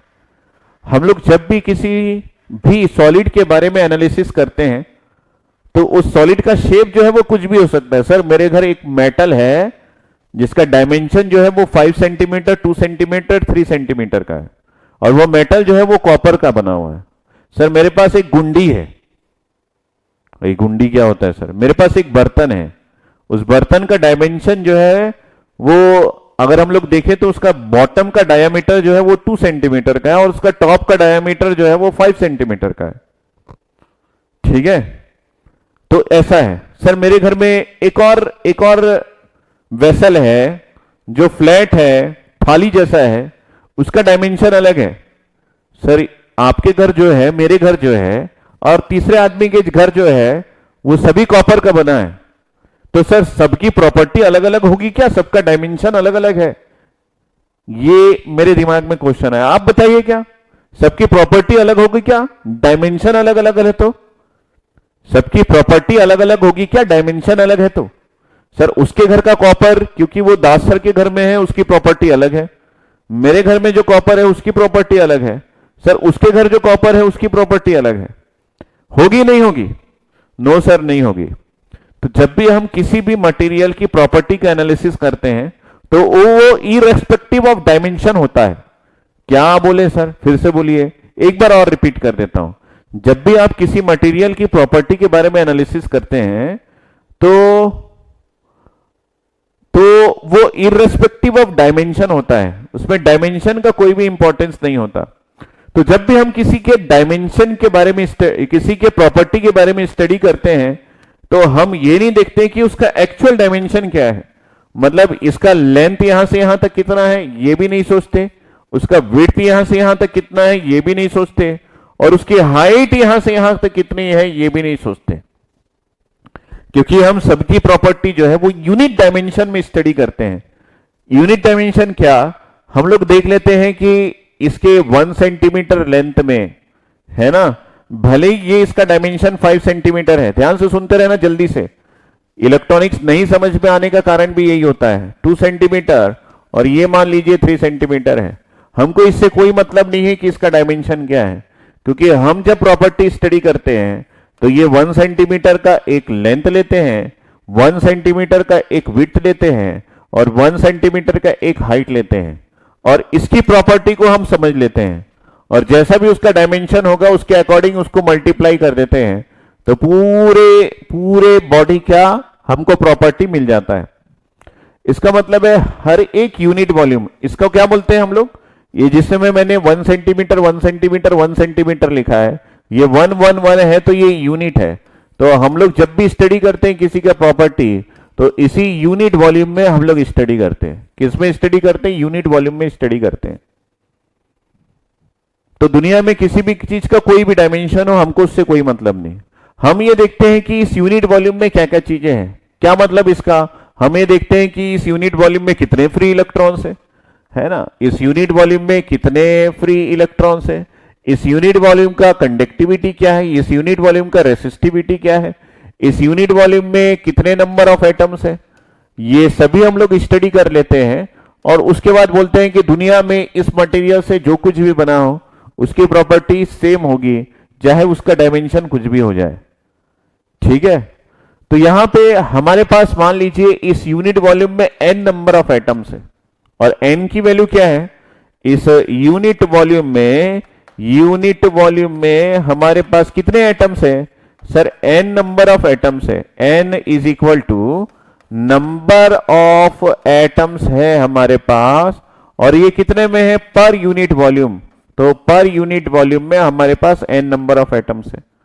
तो इस n की वैल्यू कुछ भी हो सकती है। फॉर एग्जांपल मैं सिलिकॉन के लिए बात करूं तो सिलिकॉन में 5 × 10⁻22 एटम्स होते हैं पर यूनिट वॉल्यूम। इसका मतलब है, इसको हम कैसे लिखते हैं, इसको हम ऐसे लिखते हैं एटम्स पर सेंटीमीटर क्यूब, एटम्स पर सेंटीमीटर क्यूब, इस तरीके से लिखते हैं। तो ये बात हमको ये बताता है कि क्या हमको किस तरीके से सोचना है। तो एक सिलिकॉन सेमीकंडक्टर में एक यूनिट वॉल्यूम में 5 × 10⁻22 एटम्स होते हैं, और उस यूनिट वॉल्यूम का मतलब है 1 सेंटीमीटर उसका लेंथ है, 1 सेंटीमीटर इसका विड्थ है, 1 सेंटीमीटर इसका हाइट है। अब आपके घर में जो भी स्केल रखा हो या बचपन से आपने जिस भी स्केल को यूज किया हो, उसको एक बार सोचेंगे अंतर्मन से कि सर 1 सेंटीमीटर तो इतनी सी होती है, इतने से जो एटम, इतने से जो हमारे पास डायमेंशन है उसमें 5 × 10⁻22 एटम्स होते हैं। सर ये तो बहुत पास होते होंगे सर, यस ये बहुत पास होते हैं, इनको डिफरेंशिएट करना भी मुश्किल है क्योंकि ये माइक्रोस्कोपिक पार्टिकल है। ध्यान से सुनते रहेंगे, 5 × 10⁻22 हमारे पास एटम्स होते हैं पर यूनिट वॉल्यूम में सिलिकॉन के केस में प्रैक्टिकली। सर ये बहुत ज्यादा है सर, बहुत ज्यादा है। इसका मतलब है इंटर एटॉमिक डिस्टेंस एटम्स का बहुत कम होता होगा, लेकिन ये इंटर एटॉमिक डिस्टेंस भी स्पेसिफाइड है। इन सारे एटम्स का जो इंटर एटॉमिक डिस्टेंस है, अगर आप उसको देखें ना प्रॉपर समझेंगे, इन सारे एटम्स का जो इंटर एटॉमिक डिस्टेंस है, ये मैंने कल आपको बता दिया था, इंटर एटॉमिक डिस्टेंस जो है वो कितना है सर, ये तो बहुत कम है। कितना है, ये लगभग 5 एंगस्ट्रॉम है। इसका मतलब है 5 × 10⁻⁻10 मीटर, मतलब 0.000, फिर 000, फिर 0005, मतलब इतना छोटे डिस्टेंस पे ये अवेलेबल है। सर खतरनाक सर, मतलब समझ गया मैं, आप मेरे को आइडिया हो गया कि सर एटम्स जो है वो एक दूसरे के ऊपर बिल्कुल चढ़े हुए हैं, ऐसा ये ऐसे चढ़े हुए हैं, ये ऐसे हैं, और काफी सारे एटम्स हैं, और इन एटम्स का इंटर एटॉमिक डिस्टेंस बहुत कम है। सर आप तो इतना बड़ा बड़ा बना रहे हैं, ये तो एक्चुअली बहुत छोटा होता होगा। यस, कुछ इस तरीके का स्ट्रक्चर है।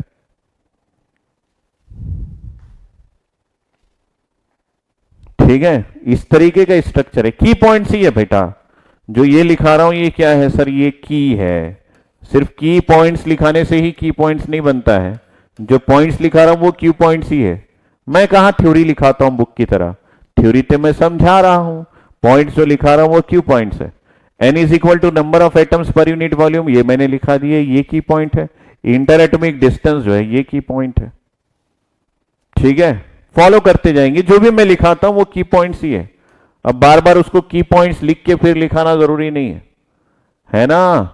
क्या बात है सर, सही बोले। जो मैं लिखा रहा हूं उसको की पॉइंट्स लिखो या ब्रह्म वाक्य लिखो, दोनों सेम है।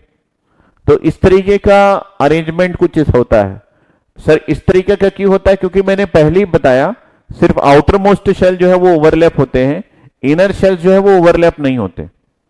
जब जो दो एटम्स एक दूसरे से इंटरेक्ट करते हैं, मान लीजिए ये एक एटम है, क्या है सर, मैं मान लेता हूं, फटाफट से समझेंगे, टाइम वेस्ट नहीं करेंगे। ये हमारा न्यूक्लियस है और उसके बाद हमारे पास ये एटम है, ये पहला, ये ऑर्बिट्स है, ये पहला, दूसरा, ये तीसरा। और उसी प्रकार चाहे कितना भी छोटा हो, चाहे कितना भी छोटा हो, ये हमारे पास है एक, और यहां पे हम बना देते हैं सर ये पहला, ये दूसरा और ये तीसरा। जब inter atomic distance 5 into 10 to the power 25, जब इंटर एटॉमिक डिस्टेंस जो है वो लगभग 5 एंगस्ट्रॉम होगा, और हमारे पास एक यूनिट वॉल्यूम में 5 into 10 to the power 22 atoms होंगे, फटाफट से बोलना है। तो कुछ भी केस रहे, सिर्फ आउटर मोस्ट ऑर्बिट ही ओवरलैप होगा, इनर ऑर्बिट जो है वो ओवरलैप कभी नहीं होगा। तो अगर आउटर मोस्ट ऑर्बिट ओवरलैप होता है तो देखिए हमारे पास आउटर मोस्ट ऑर्बिट में जो इलेक्ट्रॉन्स है उसका क्या हालत होगा। तो ये है हमारे पास इनर ऑर्बिट के इलेक्ट्रॉन्स, जल्दी से देख लेंगे, 1 2 3 4 5 6 7 8, ये भी इनर ऑर्बिट के इलेक्ट्रॉन्स है। अब ये जो है ये आउटर मोस्ट ऑर्बिट के इलेक्ट्रॉन्स है। कौन से आउटर मोस्ट ऑर्बिट के इलेक्ट्रॉन्स? 4। और ये जो है ये आउटर मोस्ट ऑर्बिट के इलेक्ट्रॉन्स 4। ठीक है, 1 2 3 और ये 4, और यहां पे 1 2 3 4 5 6 7 8, यहां पे 1 2। तो इस डिस्टेंस में जहां पे मैंने आपको बोला, क्या बोला सर, मैंने आपको बोला कि इन दोनों के बीच का डिस्टेंस जो है वो लगभग 5 एंगस्ट्रॉम है, और इसी को हम इंटर एटॉमिक डिस्टेंस भी बोलते हैं। ठीक है, मैंने आपको बोला कि इन दोनों के बीच का डिस्टेंस जो है वो 5 एंगस्ट्रॉम है, और इसी को हम इंटर एटॉमिक डिस्टेंस भी बोलते हैं, इंटर एटॉमिक डिस्टेंस भी बोलते हैं। ठीक है, ये मैंने आपको बोल दिया। तो इसका मतलब है सिर्फ आउटर मोस्ट ऑर्बिट ही ओवरलैप हो रहा है, बाकी इनर ऑर्बिट्स का कोई मतलब नहीं। अब देखिए ये जो इलेक्ट्रॉन है ये किसके पाले का है? The electrons, this electrons belongs to which atom? Sir पता नहीं sir, I don't know this electrons belongs to which atom, because this electron will feel the attraction force with this nucleus also, and this electron will feel the attraction force with this nucleus. Similarly, this electron will feel the attraction force of this nucleus, and this electron is also feeling the attraction force of this nucleus. So ये जो electron है ये इसी orbit में इसलिए था क्योंकि इस इलेक्ट्रॉन पे इस न्यूक्लियस का फोर्स लग रहा था। कब? जब ये आइसोलेटेड था। तो यहां पे हमारे पास न्यूक्लियस है जो कि पॉजिटिवली चार्ज है, और ये जो इलेक्ट्रॉन है, this electrons belongs to this nucleus या फिर this atom. But when the interatomic distance decreases, the electrons will feel the force of attraction due to this nucleus and this nucleus both, and similarly this electron will feel the attraction force due to this nucleus and this nucleus also. In that case, the energy of the electrons will not be as constant as it was when it is an isolated atom.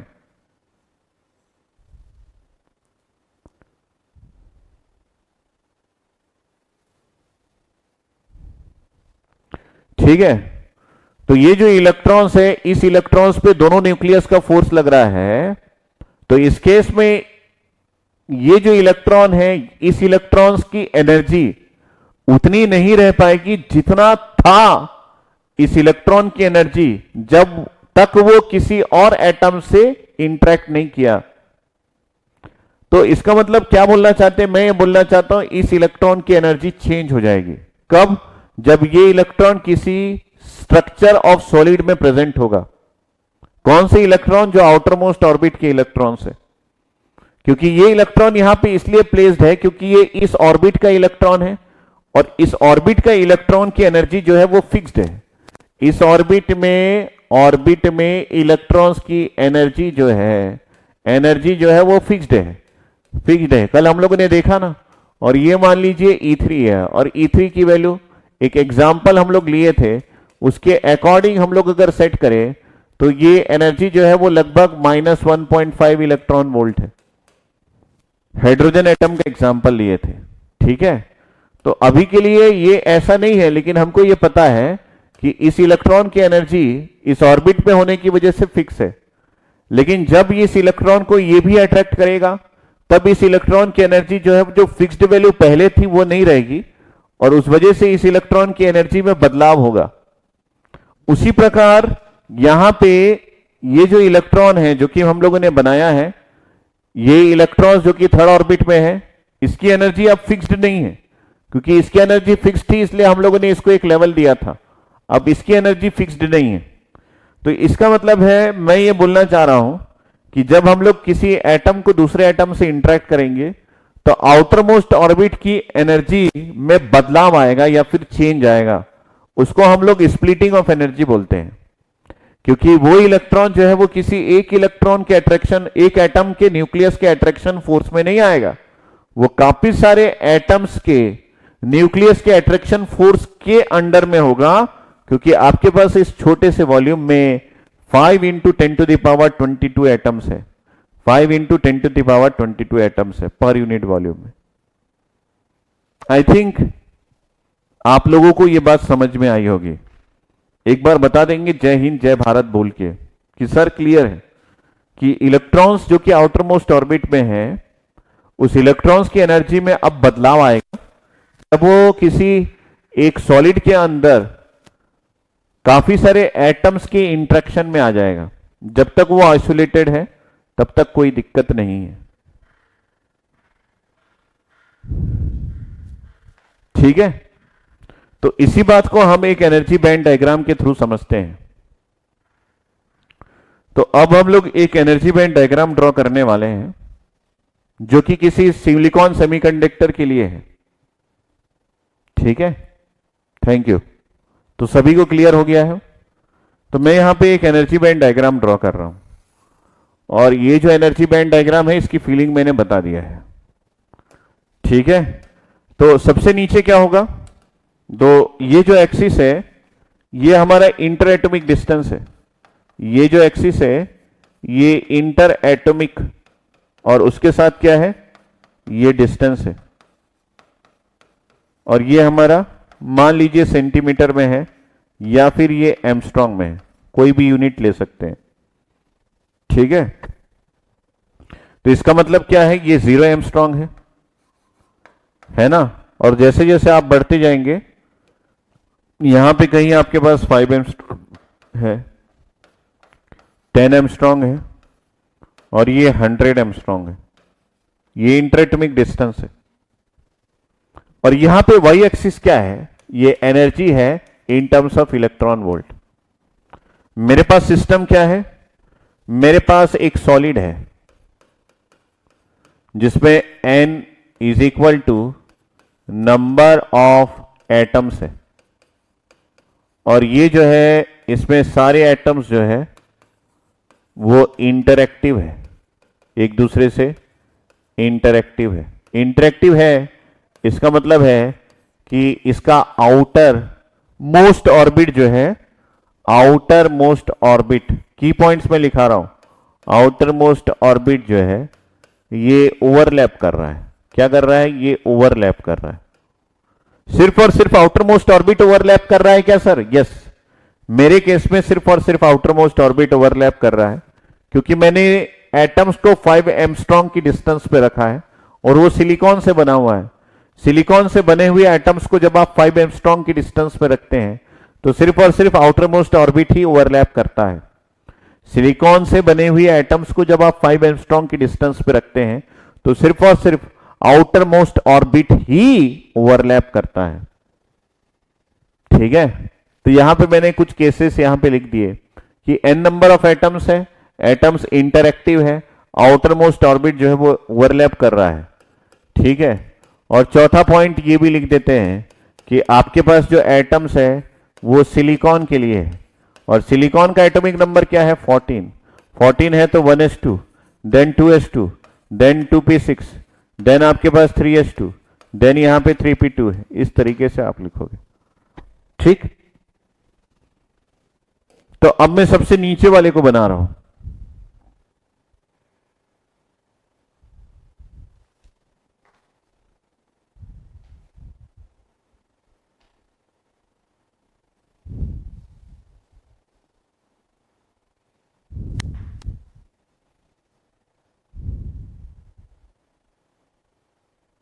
मौज कर दी, बड़े अजीब student है। ठीक है, तो यहां पे हम लोगों ने लिख दिया ऐसा, यहां पे एक लाइन मैंने ड्रॉ कर दिया, और ये मान लीजिए हमारे पास 1s2 है, लेकिन ये मैंने एक लाइन ड्रॉ किया है n एटम्स के लिए। ठीक है, तो इसका मतलब क्या बोलना चाह रहा हूं, मैं ये बोलना चाह रहा हूं कि मेरे पास यहां पे कितने एनर्जी स्टेट्स है, n 2n एनर्जी स्टेट्स है, 2n एनर्जी स्टेट्स है, और 2n एनर्जी स्टेट्स में हमारे पास 2n इलेक्ट्रॉन्स अवेलेबल है। ठीक है, दूसरा हम लोग बनाने की कोशिश कर रहे हैं। तो दूसरा क्या बनेगा, मैंने एक और लाइन यहां पे खींच दिया, तो ये क्या शो कर रहा है, ये हमारे पास 2s2 को शो कर रहा है। तो ये है हमारे पास 2s2, ये है 1s2, ये है 2s2। यहां पे कितने एटम्स है, n एटम्स के लिए मैंने बना दिया। तो सर मेरा ये कहना है कि अगर मैं 1s2 के लिए ड्रॉ कर रहा हूं या फिर 2s2 के लिए ड्रॉ कर रहा हूं और मेरे पास n नंबर ऑफ एटम्स है, तो सर यहां पे तो ये 1s है और ये हमारे पास यहां पे 2s है ना, ये सेकेंड ऑर्बिट है, ये फर्स्ट ऑर्बिट है, और ये हमारे पास थर्ड ऑर्बिट है। सर फर्स्ट और सेकेंड में तो कोई असर ही नहीं पड़ रहा है, ये तो पहले भी ये ऐसे ही थे और इंटरेक्शन के बाद भी ये ऐसे ही है। हां बेटा, यही मैं बोलना चाह रहा हूं कि जब आप 5 एंगस्ट्रॉम की डिस्टेंस में एटम्स को प्लेस किए हैं ना, तो फर्स्ट और सेकेंड ऑर्बिट पे कोई भी असर नहीं पड़ रहा है। तो इसका मतलब है फर्स्ट और सेकेंड में स्प्लिटिंग ऑफ एनर्जी स्टेट्स नहीं हो पा रहा है। मैं फिर से रिपीट कर रहा हूं, क्योंकि फर्स्ट ऑर्बिट और सेकेंड ऑर्बिट में इंट्रैक्शन नहीं हो रहा है, ओवरलैपिंग नहीं हो रहा है। तो मैं यहां पे एक की पॉइंट लिख देता हूं। क्या की पॉइंट है सर? मैं यहां पे बोल रहा हूं कि first orbit and second orbit, इन दोनों ऑर्बिट्स में नो स्प्लिटिंग का केस है, नो स्प्लिटिंग का केस है। ध्यान से समझते रहना, इन दोनों में स्प्लिटिंग नहीं हो रही है। किसकी? एनर्जी लेवल की। स्प्लिटिंग का मतलब क्या है? बिखर जाना। तो ये दोनों एकदम कांस्टेंट है, इसमें कोई भी चेंजेस नहीं हो रहा है। क्यों? क्योंकि ये दोनों के ऑर्बिट जो है वो ओवरलैप नहीं कर रहे हैं। तो इसका मतलब है कि ये दोनों एनर्जी स्टेट जो है वो इंटैक्ट है, चाहे वो फर्स्ट की बात करें चाहे हम सेकंड की बात करें। तो सेकंड में तो हमारे पास 2 है ना सर? हां, सेकंड में हमारे पास 2 है। ध्यान से सुनते जाएंगे, थोड़ी देर बाद आपको क्लियर होगा। अभी के लिए अगर आप पहली बार पढ़ रहे हैं तो थोड़ा सा टाइम लगेगा। सेकंड में 2 है ना सर? यस सर, 2 है। एक है 2s2 और एक है हमारे पास 2p6। ये भी मैंने n नंबर ऑफ एटम्स के लिए ड्रॉ किया है। सर एक क्वेश्चन है मेरे मन में, क्या है बेटा? पूछो। सर अगर मैं ऐसा बोलूं कि ये जो एटम आपने यहां पे ड्रॉ किया है, इसके इंटर एटॉमिक डिस्टेंस को आपने 5 एंगस्ट्रॉम बनाया है, मैं ऐसा करूं कि इसके इंटरएटॉमिक डिस्टेंस को और डिक्रीज कर दूं, और इस केस में आप देखिए सर, ये जो सेकेंड ऑर्बिट है ये भी ओवरलैप कर रहा है। हां बेटा, ओवरलैप कर रहा है। तो सर अगर इंटरएटॉमिक डिस्टेंस को 5 एंगस्ट्रॉम से डिक्रीज कर दूं, तो सेकेंड जो एनर्जी लेवल है अगर ये भी ओवरलैप कर रहा है तो इसकी स्प्लिटिंग होगी कि नहीं होगी? मैंने बोला बिल्कुल होगी, लेकिन उसके लिए आपको इंटरएटॉमिक डिस्टेंस जो है वो रिड्यूस करना पड़ेगा। तो अच्छा सर, मैं बोलता हूं कि मान लीजिए कि सेकेंड ऑर्बिट जो यहां पे है उसकी इंटरएटॉमिक डिस्टेंस को मैं 5 एंगस्ट्रॉम से ज्यादा कम कर दिया। ये इंटरएटॉमिक डिस्टेंस है ना, तो क्या इसमें स्प्लिटिंग होगी? क्या ये काफी सारे एनर्जी स्टेट्स में बढ़ जाएगा? यस। तो सर ये भी बढ़ जाएगा ना सर, ये भी बढ़ जाएगा, बिल्कुल सही बोल रहे हैं। ये भी स्प्लिटिंग होगी और ये काफी सारे एनर्जी स्टेट्स में बढ़ जाएगा। ऐसा, ये ऐसा, ये ऐसा। क्यों बढ़ रहा है, किस लिए बढ़ रहा है, वो मैं दिखाऊंगा। सर मैं ये बोल रहा हूं कि अगर मैं इंटरएटॉमिक डिस्टेंस को और रिड्यूस कर दूं तो ये फर्स्ट वाला भी एनर्जी स्टेट जो यहां पे ड्रॉ किया है आपने एनर्जी लेवल, ये भी बढ़ जाएगा ना काफी सारे एनर्जी स्टेट्स में। यस, बढ़ जाएगा। धीरे धीरे आपको समझ में आएगा कि एनर्जी स्टेट्स में बढ़ना क्या होता है। इसका मतलब है इंटरएटॉमिक डिस्टेंस को रिड्यूस करने से जब एनर्जी लेवल्स की ओवरलैपिंग होती है तभी एनर्जी का डिस्ट्रीब्यूशन हो जाता है, इलेक्ट्रॉन्स की एनर्जी चेंज हो जाती है और उसी इलेक्ट्रॉन्स की एनर्जी के अनुसार हमारा splitting of energy states show होने लगता है। ठीक है, अब आगे बढ़ते हैं। थर्ड पे क्या होगा? सर थर्ड का भी बटेगा ना सर, आपको पता नहीं है? पता तो है, बस आप लोग थोड़ी देर ध्यान से सुनते रहिए, नहीं समझ में आएगा तो बताइएगा। लेकिन मुझे यह विश्वास है कि अगर मैं बता रहा हूं तो 99% स्टूडेंट्स को यह बात समझ में आ जाएगी। ठीक है, तो यहां पे थर्ड के लिए भी मैंने दो बनाया। एक है हमारे पास 3s2 और एक है हमारे पास 3p2। 6 तो नहीं आएगा क्योंकि दो ही इलेक्ट्रॉन है सिलिकॉन के केस में। तो यहां पे भी स्प्लिटिंग होगी। ठीक है, यहां पे भी स्प्लिटिंग होगी। क्यों स्प्लिटिंग होगी? क्योंकि इलेक्ट्रॉन्स को काफी सारे एटम्स जो है वो अपनी तरफ खींचेंगे। अगर इलेक्ट्रॉन्स को काफी सारे एटम्स जो है वो अपनी तरफ खींचेंगे, क्योंकि काफी सारे एटम्स अवेलेबल है। सर कितने एटम्स अवेलेबल है? 5 × 10⁻22 एटम्स अवेलेबल है एक छोटे से एरिया में। तो इलेक्ट्रॉन्स जो है वो कभी इधर भागा, कभी इधर भागा, कभी उधर भागा, कभी इधर भागा। उसके अकॉर्डिंग क्या हुआ, इलेक्ट्रॉन्स जो है जहां पे जाता है अगर वहां पे वो स्टेबल रह सकता है तो वहां पे अपनी एनर्जी स्टेट क्रिएट कर लेता है, क्योंकि इलेक्ट्रॉन्स बिना एनर्जी स्टेट के रह नहीं सकता। सर मेरे को एक लड़के ने फोन किया, बोला गोवा आजा, मैं गोवा चला गया। उसी समय मेरा अहमदाबाद में इंटरव्यू था, मैं अहमदाबाद चला गया। थोड़े दिन बाद आईआईटी का इंटरव्यू जो है वो खड़गपुर में था, मैं खड़गपुर में चला गया। सर मैं तो मतलब किधर जाऊं समझ ही नहीं पा रहा था। सेम टाइम में मेरे को किधर भी जाना पड़ रहा था, लेकिन मैं जहां भी जा रहा था वहां पे एक होटल बुक करवा रहा था सर, क्योंकि मेरे को स्टे करना था। वैसे इलेक्ट्रॉन्स को जब जो एटम जिस तरफ वो फोर्स फील करेगा उसकी ओर भागेगा, तो डेफिनेटली हर एक पोजीशन में वो अपना एक एनर्जी स्टेट क्रिएट करेगा। और जैसे जैसे वो एनर्जी स्टेट क्रिएट करेगा वैसे वैसे हम बोलेंगे कि आपके पास एक एनर्जी स्टेट्स नहीं है, काफी सारे एनर्जी स्टेट्स है। एक नहीं है, काफी सारे एनर्जी स्टेट्स है। एक नहीं है, काफी सारे एनर्जी स्टेट्स है। सिमिलरली ये जो थर्ड एनर्जी लेवल है जो यहां पे बना हुआ है, इसमें भी स्प्लिटिंग होगी। जब भी इसके इलेक्ट्रॉन्स जो है वो काफी सारे एटम्स के इंटरेक्शन में आएंगे और सब इसको अपनी तरफ खींचेंगे, तो इसका मतलब है ये भी बढ़ जाएगा। किसमें बढ़ जाएगा? इलेक्ट्रॉन्स की एनर्जी जैसे जैसे चेंज होगी वैसे वैसे इसकी एनर्जी भी चेंज होगी। तो यहां पे ये भी ऐसा बढ़ गया, यहां पे ये भी ऐसा बढ़ गया, ऐसा। धीरे से मैं पूरा बात समझाऊंगा। और कुछ देर बाद आपको एक डायग्राम मिलेगा बुक्स में। अब मैं थोड़ा बुकिश लैंग्वेज में जाऊंगा। ये इस तरीके का एक डायग्राम आपने देखा होगा। अब मैं बताता हूं कि इस डायग्राम में क्या क्या चीजें छिपी हुई है। पूरी बात बिना किसी बकवास के मैं बताऊंगा, आप ध्यान से सुनना, ठीक है? तो इसकी भी स्प्लिटिंग होगी, इसकी भी स्प्लिटिंग होगी, इसकी भी स्प्लिटिंग होगी। सर ये स्प्लिटिंग का मतलब क्या है? स्प्लिटिंग का मतलब है इलेक्ट्रॉन्स की एनर्जी का चेंज होना। और जब जब भी इलेक्ट्रॉन्स की एनर्जी बदलती है तो उसको हम किस में पुटअप करते हैं, उसको एनर्जी लेवल के डायग्राम में पुटअप करते हैं। तो ये क्या है, ये एक एनर्जी लेवल है। क्या है सर, ये लाइन क्या शो कर रहा है सर, ये लाइन जो है ये एक एनर्जी लेवल है। और इसमें कौन रहते हैं सर, इसमें ना इलेक्ट्रॉन्स रहते हैं। तो ये क्या बताता है, मैंने पूछा सर ये इलेक्ट्रॉन्स की एनर्जी के बारे में हम लोग को वैल्यू बताता है कि इलेक्ट्रॉन्स की एनर्जी कितनी है।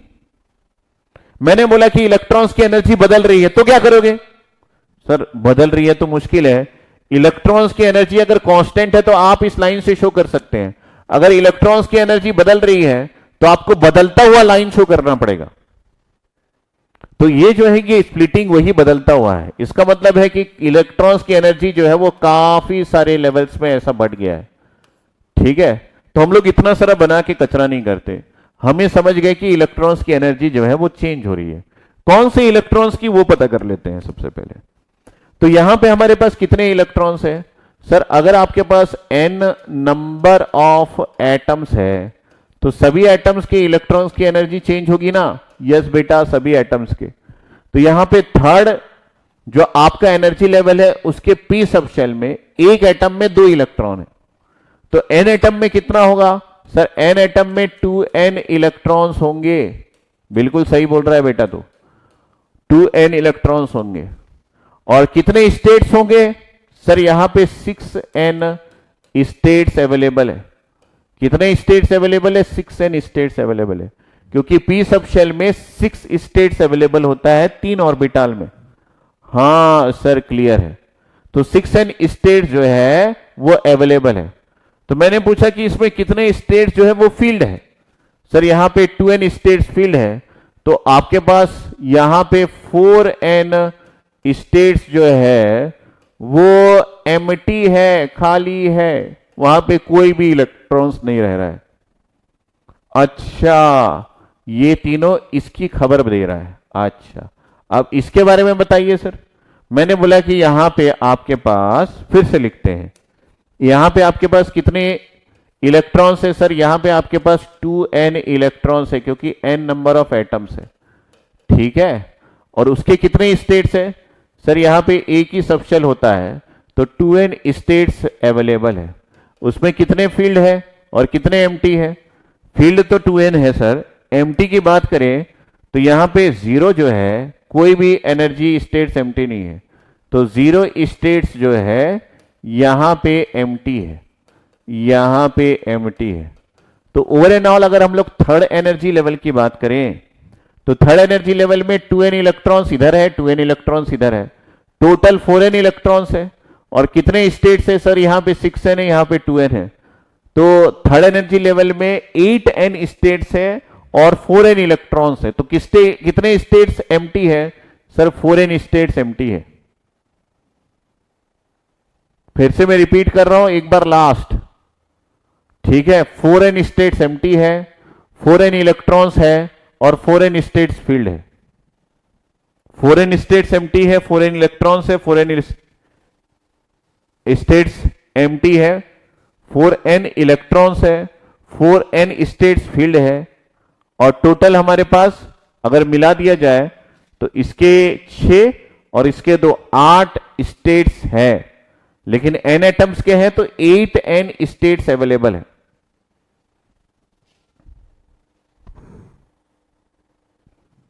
ठीक है, तो अगर हम लोग एक एटम की बात करें और थर्ड एनर्जी लेवल की बात करें, एक एटम थर्ड एनर्जी लेवल, और हम सिलिकॉन की बात करें तो हमको यह पता है कि थर्ड एनर्जी लेवल पे हमारे पास S और P 2 होते हैं। S में हमारे पास कितने स्टेट्स होते हैं सर, 2 स्टेट्स अवेलेबल होते हैं। ठीक है, और अगर 2 इलेक्ट्रॉन्स है तो 2 इलेक्ट्रॉन्स उसको फील्ड कर सकते हैं। ओके सर, समझ गए, 2 स्टेट से 2 इलेक्ट्रॉन्स हो सकते हैं। P की बात करें तो यहां पे 6 स्टेट्स होते हैं और 6 स्टेट्स को कितने फील कर सकते हैं, 6 इलेक्ट्रॉन्स जो है वो फील कर सकते हैं। ठीक है, ये जरूरी है समझना। अगर हम लोग सिलिकॉन की बात करें और उसके साथ साथ हम लोग n नंबर ऑफ एटम्स की बात करें, n जो है वो नंबर ऑफ एटम्स है, ध्यान से एक बार और सुनना, और उसी थर्ड एनर्जी लेवल की बात कर रहे हैं। किसकी बात कर रहे हैं? थर्ड एनर्जी लेवल की बात कर रहे हैं। और अभी भी हमारे पास थर्ड एनर्जी लेवल में S है और P है। S में कितने इलेक्ट्रॉन्स है सर? कितने स्टेट्स है? 2n स्टेट्स होंगे। और उसमें कितने इलेक्ट्रॉन्स है सर? 2n इलेक्ट्रॉन्स तो है उसमें, क्योंकि सब फिल होते हैं। यस। P की बात करें तो P में कितने स्टेट्स है सर? 6n स्टेट्स है। ठीक है। और कितने इलेक्ट्रॉन्स है सर? 2n इलेक्ट्रॉन्स है, क्योंकि उसमें 2 ही इलेक्ट्रॉन्स होते हैं P में। किसमें? सिलिकॉन के केस में। ये किसके लिए मैंने लिखा? सिलिकॉन के केस के लिए। तो कितने स्टेट्स एम्प्टी हो गए सर? 6 में से 2 गया, यहां पे 4 स्टेट्स जो है वो खाली रह गए।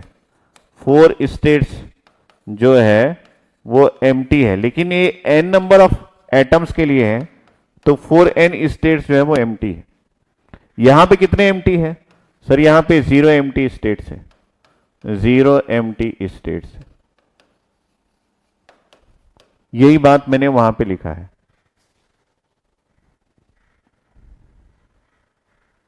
तो कुल मिला के ये दोनों को कंबाइन करें तो क्या कहानी है? ये दोनों को कंबाइन करें तो हमारे पास यहां पे 4n स्टेट्स जो है वो फील्ड है, किससे? इलेक्ट्रॉन से। और यहां पे 4n स्टेट्स जो है थर्ड एनर्जी लेवल का, ये एम्प्टी है। 4n स्टेट्स फील्ड है, 4n स्टेट्स एम्प्टी है।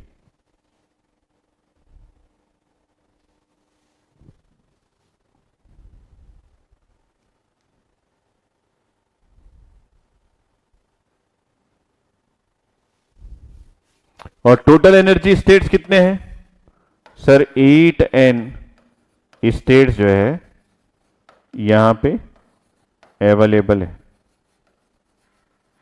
जिसमें से 4n स्टेट्स फील्ड है, 4n स्टेट्स एम्प्टी है।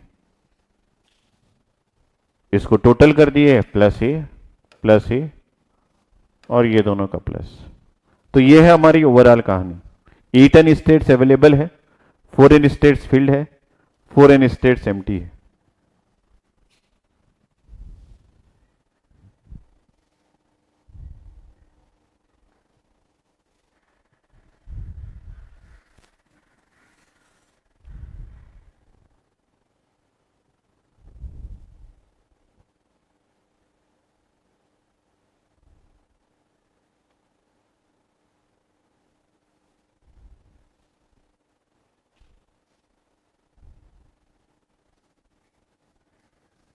ठीक है।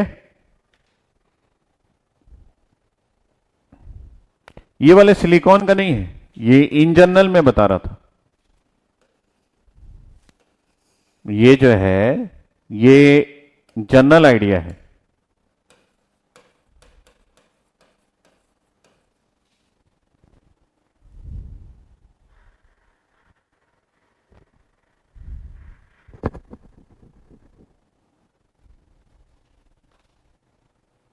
ठीक है। अब वापिस यहां पे गए, यही बात यहां पे दिख रहा है। n नंबर ऑफ एटम्स है, 2n इलेक्ट्रॉन्स है, 6n स्टेट्स है, 4n स्टेट्स एम्प्टी है।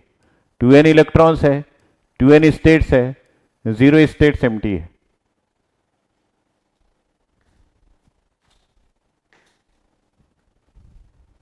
मैंने सारा कुछ बता दिया। अब इसके अकॉर्डिंग हमारे पास क्या है सर? ये n की वैल्यू कुछ भी हो सकती है। यस। तो जब ये स्प्लिटिंग ऑफ एनर्जी स्टेट्स होते हैं तो ये इसके अकॉर्डिंग होते हैं, जो यहां पे स्टेट्स फील्ड है, जो एम्प्टी है, उन सब के अकॉर्डिंग। तो हमको यह भी आइडिया होना चाहिए कि एक इलेक्ट्रॉन एक ही एनर्जी स्टेट्स में एग्जिस्ट करता है। एक इलेक्ट्रॉन एक ही एनर्जी स्टेट्स में एग्जिस्ट करता है। तो इसका मतलब है कि अगर मैं यहां पे बात करूं तो आपने यहां पे बोला कि 2n इलेक्ट्रॉन्स है, मतलब n की वैल्यू अगर 100 है तो यहां पे 200 इलेक्ट्रॉन्स एग्जिस्ट कर रहे हैं। अगर n की वैल्यू 100 है तो यहां पे भी आपके पास 200 इलेक्ट्रॉन्स एग्जिस्ट कर रहे हैं। सर ये बात सही है क्या? नहीं है, क्योंकि इस जगह पे 200 इलेक्ट्रॉन्स का एग्जिस्टेंस पॉसिबल नहीं है, क्योंकि एक एनर्जी स्टेट्स में एक ही इलेक्ट्रॉन रह सकता है। तो जब स्प्लिटिंग ऑफ एनर्जी स्टेट्स होती है, ध्यान से सुनना, तो यहां पे ये काफी सारी एनर्जी स्टेट्स में बढ़ जाता है। ठीक है, जब स्प्लिटिंग होती है, क्योंकि इलेक्ट्रॉन्स की एनर्जी चेंज होती है, जहां इलेक्ट्रॉन्स अपनी एनर्जी चेंज करता है वहां पे इलेक्ट्रॉन्स का एनर्जी स्टेट भी बदल जाता है। तो स्प्लिटिंग का मतलब है कि यहां पे काफी सारे एनर्जी स्टेट्स आ गए और यहां पे भी काफी सारे एनर्जी स्टेट्स आ गए। यहां पे कितने एनर्जी स्टेट्स आए? सर यहां पे 6 एनर्जी स्टेट्स आए, 1 2 3 4 5 6। यहां पे कितना है सर? यहां पे 2, मतलब वहां पे 6 और यहां पे 2। सर आप n को क्यों नहीं गिन रहे हैं? n को गिनूंगा तो बहुत सारा बनाना पड़ेगा, इसलिए मैं एक ही एटम के लिए सोच रहा हूं कि मान लीजिए यहां पे 1 2 3 4 5 और 6 मैंने बना दिया, यहां पे 2 बना दिया, तो इसकी स्प्लिटिंग 2n टाइम्स हो गई। इसके लिए इसकी स्प्लिटिंग 6n टाइम्स हो गई, 6 इंटू n। अब यहां पे बात करें तो इलेक्ट्रॉन्स को प्लेस करते हैं। सर यहां पे दोनों स्टेट्स में इलेक्ट्रॉन्स अवेलेबल है, यहां पे भी इलेक्ट्रॉन्स अवेलेबल है, यहां पे भी इलेक्ट्रॉन्स अवेलेबल, क्योंकि ये 0 एम्प्टी है। सर यहां पे सिर्फ 1 2 3 4 में ही इलेक्ट्रॉन्स, 2 सॉरी 4 नहीं 2, यहां पे सिर्फ 2 में ही इलेक्ट्रॉन्स अवेलेबल है और 4 स्टेट्स जो है वो एम्प्टी है, 1 2 3 4 एम्प्टी है। सर ये बात मेरे को क्लियर हो गई। फिर क्या हुआ? सर ये जब स्प्लिटिंग हुआ थोड़े डिस्टेंस में आके ये मर्ज हो गया, तो यहां पे हमारे पास टोटल 8 मैंने बना दिया, 1 2 3 4 5 6 7 8।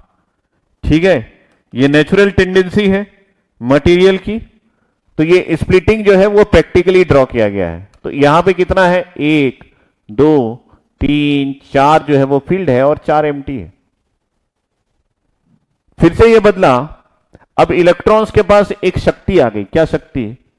कि इलेक्ट्रॉन्स की एक टेंडेंसी होती है, फाइनली मैं बता रहा हूं क्या टेंडेंसी होती है, कि इलेक्ट्रॉन्स हमेशा हमेशा लोअर एनर्जी स्टेट्स को फुलफिल करने के लिए रेडी रहता है। जैसे सर क्लास में अगर सर मेरे को बोलते हैं ना कि बेंच पे खड़े हो जाओ, मैं कोई गुस्ताखी करता हूं तो मैं अनस्टेबल हो जाता हूं सर। और तू स्टेबल कब होगा? सर मेरे को जब बोलते हैं कि बैठ जाओ, मैं स्टेबल हो जाता हूं सर, शांति मिलती है। वैसे इलेक्ट्रॉन्स की एक टेंडेंसी होती है क्या, कि इलेक्ट्रॉन्स जब तक लोअर एनर्जी स्टेट्स को ऑक्युपाई नहीं कर लेता तब तक वो अनस्टेबल होता है। जैसे इलेक्ट्रॉन लोअर एनर्जी स्टेट को ऑक्युपाई कर लेता है, इलेक्ट्रॉन्स स्टेबल हो जाता है। तो electrons has the tendency to occupy the lower energy states. तो इलेक्ट्रॉन्स के पास 2 चीजें आई कि भाई तू ऊपर चले जाओ या फिर नीचे आ जाओ। तो इलेक्ट्रॉन्स ने चूज किया कि भाई मैं ऊपर तो नहीं जाऊंगा, मैं स्टेबल महसूस करना चाहता हूं, मैं नीचे आ गया। और ये जो वेकेंट एनर्जी स्टेट्स है ये ऊपर चले गए। तो ऊपर के एक भी एनर्जी स्टेट्स फील्ड नहीं है, नीचे के एक भी एनर्जी स्टेट्स वेकेंट नहीं है। मैं फाइनली बता दिया, ऊपर के एक भी एनर्जी स्टेट्स फील्ड नहीं है, नीचे के एक भी एनर्जी स्टेट्स वेकेंट नहीं है या फिर खाली नहीं है। ठीक है, और बीच में एक ऐसा भी एरिया है जहां पे कोई भी एनर्जी स्टेट्स नहीं है। अगर मैं इस लाइन को ऊपर की ओर खींचूं तो ये 5 एंगस्ट्रॉम का लाइन है। मतलब 5 एंगस्ट्रॉम में हमको जो यहां पे डायग्राम दिख रहा है, इसी डायग्राम को हम लोग सिलिकॉन के लिए एनर्जी बैंड का डायग्राम मानेंगे। तो अब से आपको नीचे के एनर्जी स्टेट से कोई काम नहीं, क्योंकि नीचे का एनर्जी स्टेट तो 5 एंगस्ट्रॉम से लेस करेंगे तब स्प्लिटिंग होगी। लेकिन ऊपर के एनर्जी स्टेट्स की स्प्लिटिंग हो गई है और 5 एंगस्ट्रॉम में जो डायग्राम दिख रहा है वही हमारा 100% डायग्राम बन गया आज के बाद यूज करने के लिए। सर ये जो फॉर्मेशन ऑफ एनर्जी डायग्राम है ये कभी पूछता है क्या? नहीं पूछता। तो सर क्या पूछता है आप वो बताइए ना। मैंने बोला क्या पूछता है वो देखते हैं। जब मैंने इस सबसे आउटर मोस्ट शेल के एनर्जी को स्टडी करने की कोशिश की तो मुझे यह पता चला कि भाई जो हम लोग कंडक्शन बैंड वैलेंस बैंड बनाते हैं ना वो यहीं से है। मैंने इस वाले नीचे वाले के 2 लाइंस को इधर पे खींच दिया और ये जो ऊपर वाले हैं इसके भी 2 लाइंस को मैंने इधर पे खींच दिया। जहां जहां पे ये इंटरेक्ट कर रहा था, और बीच का एक एरिया ऐसा भी है जहां पे कोई एनर्जी स्टेट्स है ही नहीं। तो ये जो ऊपर नीचे वाला एरिया है ये कहलाया क्या? ये कहलाया वैलेंस बैंड। सर बैंड क्यों बोल रहे हैं? क्योंकि यहां पे डिस्क्रीट और closely spaced energy states available है। और ये जो ऊपर वाला एरिया है जो यहां से यहां तक है ये कहलाया कंडक्शन बैंड। और इसके बीच में कुछ एरिया ऐसा भी है जहां पे कोई भी एनर्जी स्टेट्स अवेलेबल नहीं है, ये हमारा बन गया फॉरबिडन एनर्जी गैप। और ये जो फॉरबिडन एनर्जी गैप है ये एनर्जी का गैप है। तो इस एनर्जी गैप को हम लोग किससे लिख दिए? ये हमारे पास 1 इलेक्ट्रॉन वोल्ट का एनर्जी गैप है। और इस 1 इलेक्ट्रॉन वोल्ट के एनर्जी गैप में कोई भी एनर्जी स्टेट्स अवेलेबल नहीं होता है। और यहां पे क्योंकि एनर्जी स्टेट्स नहीं है, होटल ही नहीं है, तो इंसान बुक क्या करेगा? सर कुछ नहीं बुक कर सकता, या तो इलेक्ट्रॉन इधर होगा या तो इलेक्ट्रॉन इधर होगा। तो फाइनली जब हम लोगों ने एनर्जी बैंड डायग्राम बनाना शुरू किया तो हम लोगों ने एक ऐसा लाइन खींचा और एक ऐसा लाइन खींचा, और इस लाइन का मीनिंग हमको अब तक नहीं पता था, लेकिन अब पता चल गया कि भाई ये इंटर एटॉमिक डिस्टेंस है, इंटर एटॉमिक डिस्टेंस है।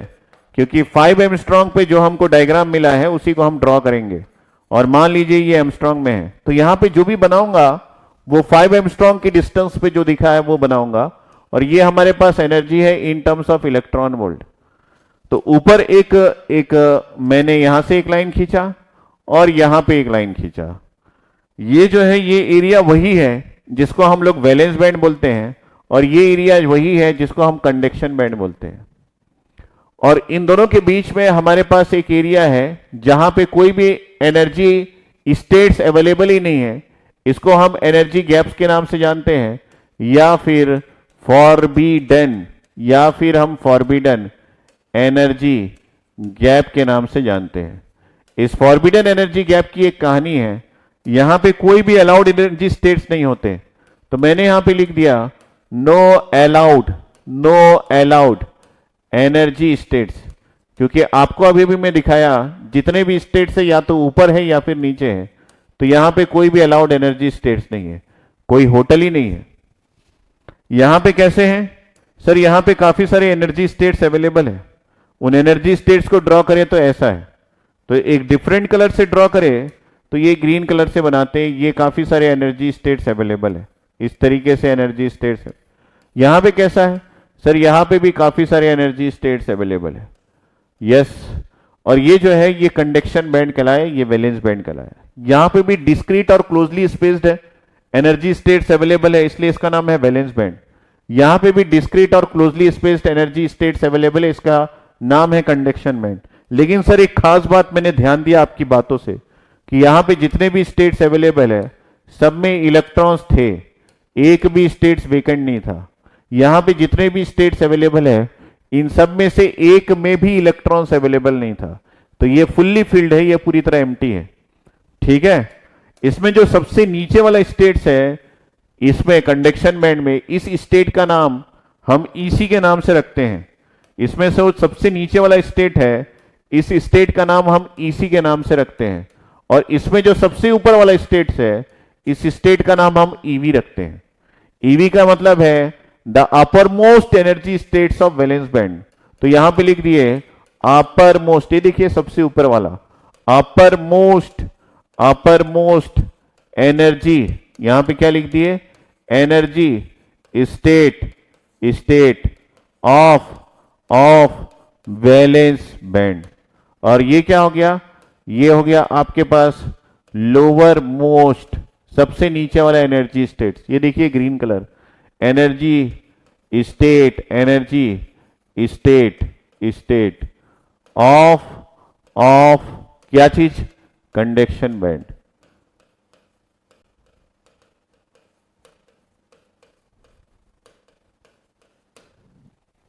बस भाई,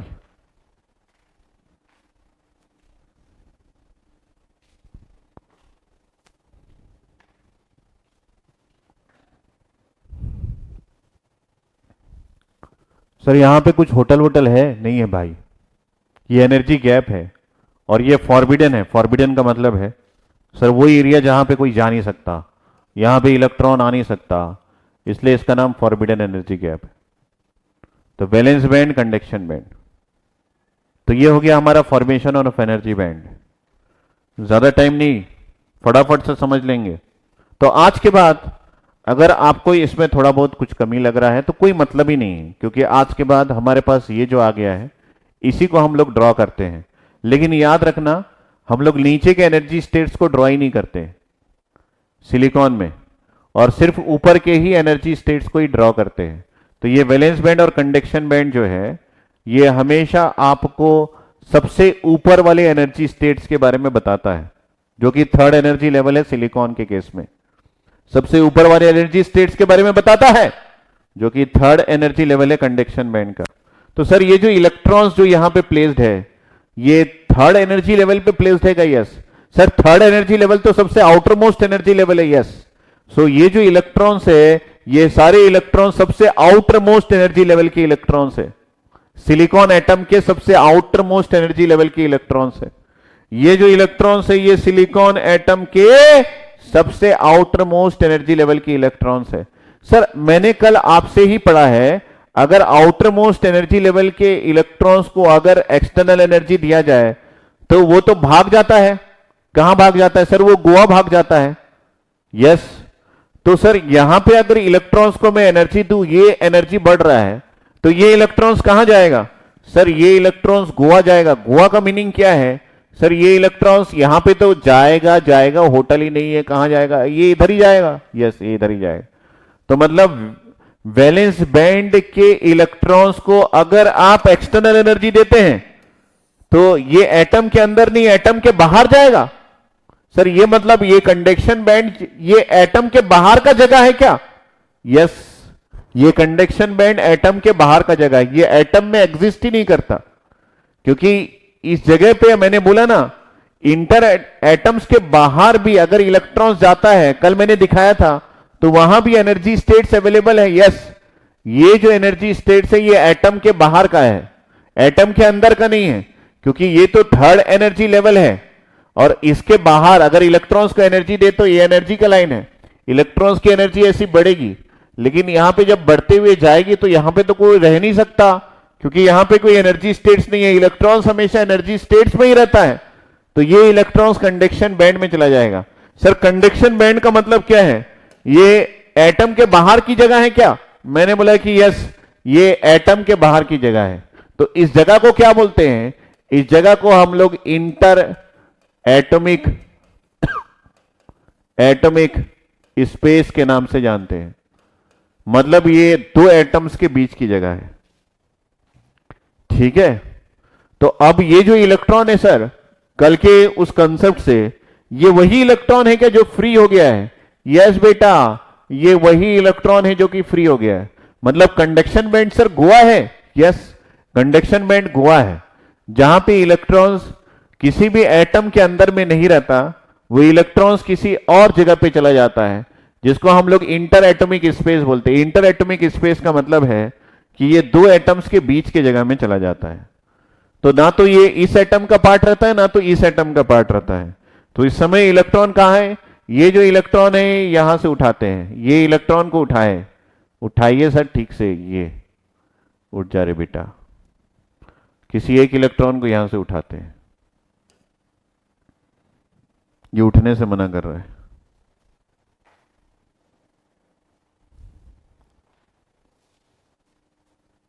ठीक है, तो ये सारे पॉइंट्स मैंने बता दिए और आपका ये सारा वैल्यू जो है वो क्लियर हो गया होगा।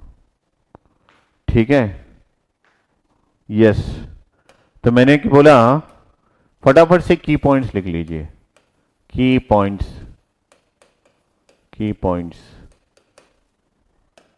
तो आपको ये पूछेगा तो नहीं, लिख के सिर्फ आप टाइम वेस्ट करेंगे, लेकिन कर लीजिए, क्योंकि काफी लोग जो है वो टाइम वेस्ट करना चाहते हैं, तो मैं उनका टाइम वेस्ट में कभी कभार सपोर्ट करूंगा।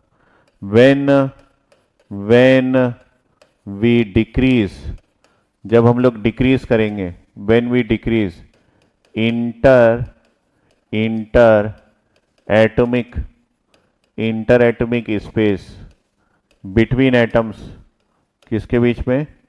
बिटवीन एटम्स, एटम्स किसका एटम? सिलिकॉन का।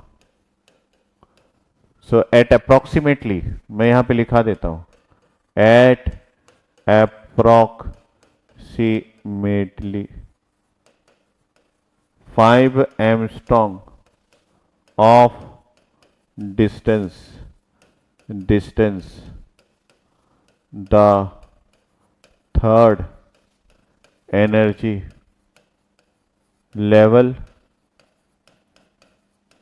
splitted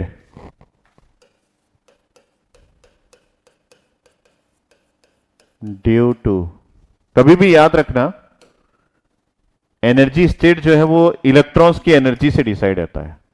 तो थर्ड एनर्जी लेवल स्प्लिट हो गया due to change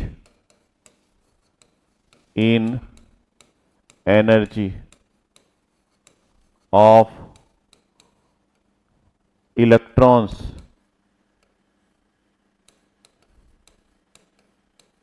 at third energy level.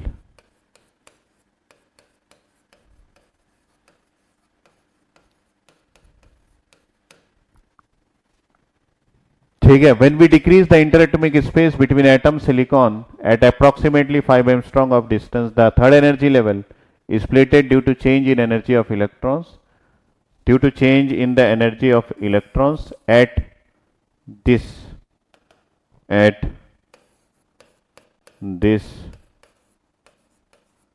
energy level. Second point, this splitting will create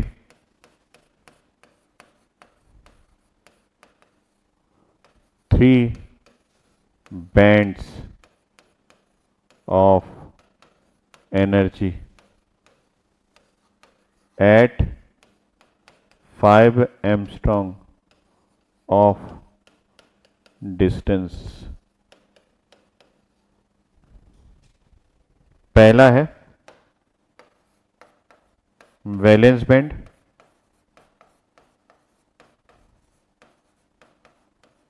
दूसरा है कंडक्शन बैंड,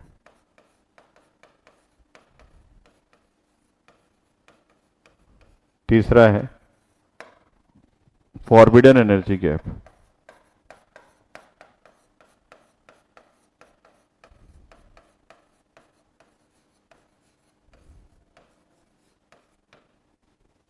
वैलेंस बैंड में क्या होता है याद रखना, all filled states. Conduction band में no filled states. Energy gap में नो अलाउड एनर्जी स्टेट्स।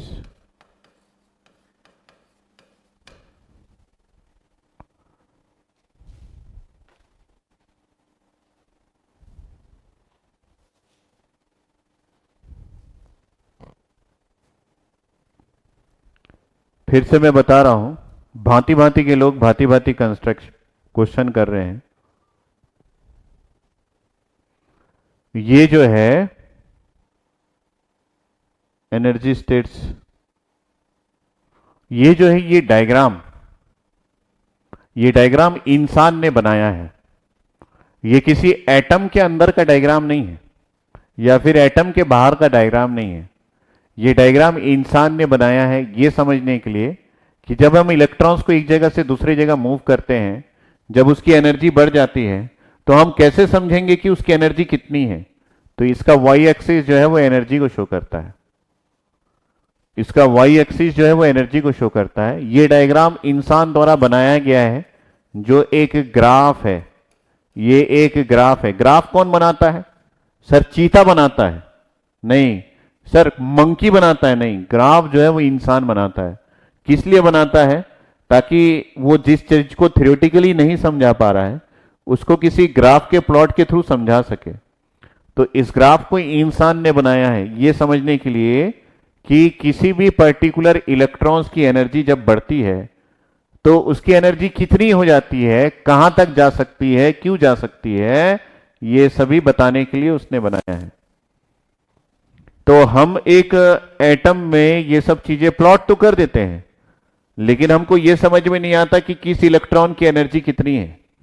तो उस इलेक्ट्रॉन की एनर्जी को समझने के लिए हम यहां पे किसी इलेक्ट्रॉन को यहां से उठा के बाहर भेज दिए। सर मैंने इस इलेक्ट्रॉन को उठाया, ये वाले इलेक्ट्रॉन को, और इस इलेक्ट्रॉन को ना यहां पे प्लेस कर दिया। मैंने पूछा कि भाई इस इलेक्ट्रॉन की एनर्जी कितनी है, ये कहां तक गया है? सर नहीं पता सर। लेकिन मैं तो इंसान हूं, मैंने बोला कि भाई तेरे को नहीं पता तो मैं बताता हूं। तो ये ग्राफिकल प्लॉट कर जिसमें डिफरेंट एनर्जी लेवल्स को, ग्राफ कैसे बनता है, इन सब की वैल्यूज होती है, इन सब की वैल्यू होती है। जैसे यहां पे मैंने लिख दिया कि सर ये 1 इलेक्ट्रॉन वोल्ट है, यहां पे ये 2 इलेक्ट्रॉन वोल्ट है, यहां पे ये 3 इलेक्ट्रॉन वोल्ट है, यहां पे ये 4 इलेक्ट्रॉन वोल्ट है। इस तरीके से मैंने लिख दिया। और यहां पे इंटर एटॉमिक डिस्टेंस है, और मैंने समझने की कोशिश की कि ये क्या है इलेक्ट्रॉन्स।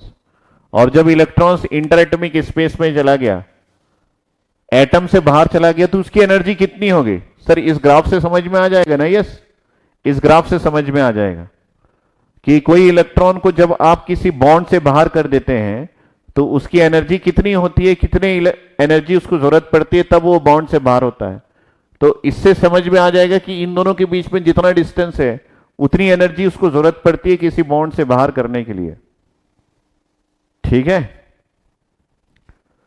तो ईडीसी को समझने के लिए थोड़ा सा आपका जो पाउली है, जो दिमाग है, वो थोड़ा सा लगाना पड़ेगा। सर हम तो लकीर के फकीर हैं, हम कैसे समझेंगे? अगर वैसे है तो टफ है भाई। जिंदगी जो है वो मौत ना बन जाए, संभालो यारो। जिंदगी को थोड़ा सा क्रिएटिविटी में रखो। अगर वो क्रिएटिविटी में नहीं है, कल से मैं बता रहा हूं, तो आप जो है वो इलेक्ट्रॉन्स को देखने के काबिल नहीं है। फिर आप चीता बन जाओ, लायन बन जाओ, कोई फायदा नहीं है। दिमाग का ऊपरी हिस्से में क्रिएटिविटी होनी चाहिए। ठीक है, तो आगे आगे और पढ़ेंगे, लेकिन आज के बाद मेरे को इस डायग्राम की नीड कभी नहीं पड़ेगी। क्या बात कर रहे हो सर? हाँ, क्योंकि आज के बाद मैं समझ गया कि इस डायग्राम से काम चल जाएगा। तो जितना भी मैं डायग्राम बनाऊंगा वो इसी पे ही बेस्ड होगा, क्योंकि मेरा इस डायग्राम से काम चल जाएगा। क्योंकि मेरे को आउटर मोस्ट ऑर्बिट के इलेक्ट्रॉन से ही काम है, इनर ऑर्बिट के इलेक्ट्रॉन से कोई काम नहीं। तो ये वाला क्यों बनाऊंगा? नहीं बनाऊंगा। उसके बाद इंटर एटॉमिक डिस्टेंस 5 एंगस्ट्रॉम पे ही मेरे को काम है, क्योंकि सिलिकॉन के एटम में सभी एटम्स 5 एंगस्ट्रॉम की डिस्टेंस पे है। तो मतलब ये जो डायग्राम है, यही डायग्राम से मुझे काम है। ये 4 लाइन जो मैंने खींचे, इसी से मुझे काम है। तो आज के बाद मुझे इसी डायग्राम पे ही पूरा चीज का एनालिसिस करना है, और मैं बेहतरीन एनालिसिस करूंगा इसी डायग्राम पे। तो मुझे उन सब चीजों से कोई मतलब नहीं। एक बार आपको दिखाना जरूरी था तो मैंने दिखा दिया, बाकी जो है वो आपकी मर्जी।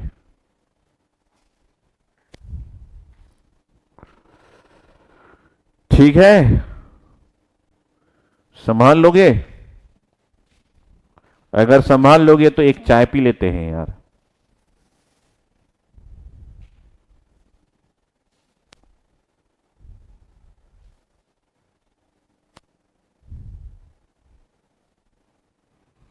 ठीक है, हम ये भी बात करेंगे फॉरबिडन एनर्जी गैप कितना हो सकता है।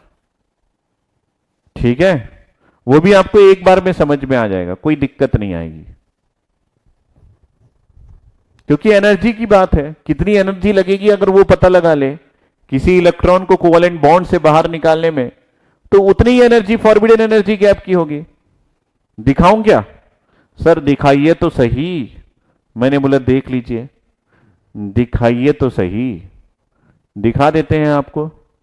ये देखिए, ये 5 एंगस्ट्रॉम की डिस्टेंस पे है, ये है ना, ये ऐसा मैंने बनाया था। तो ये इलेक्ट्रॉन अल्टीमेटली कहां था? देखो फॉरबिडन एनर्जी गैप पता चलेगा।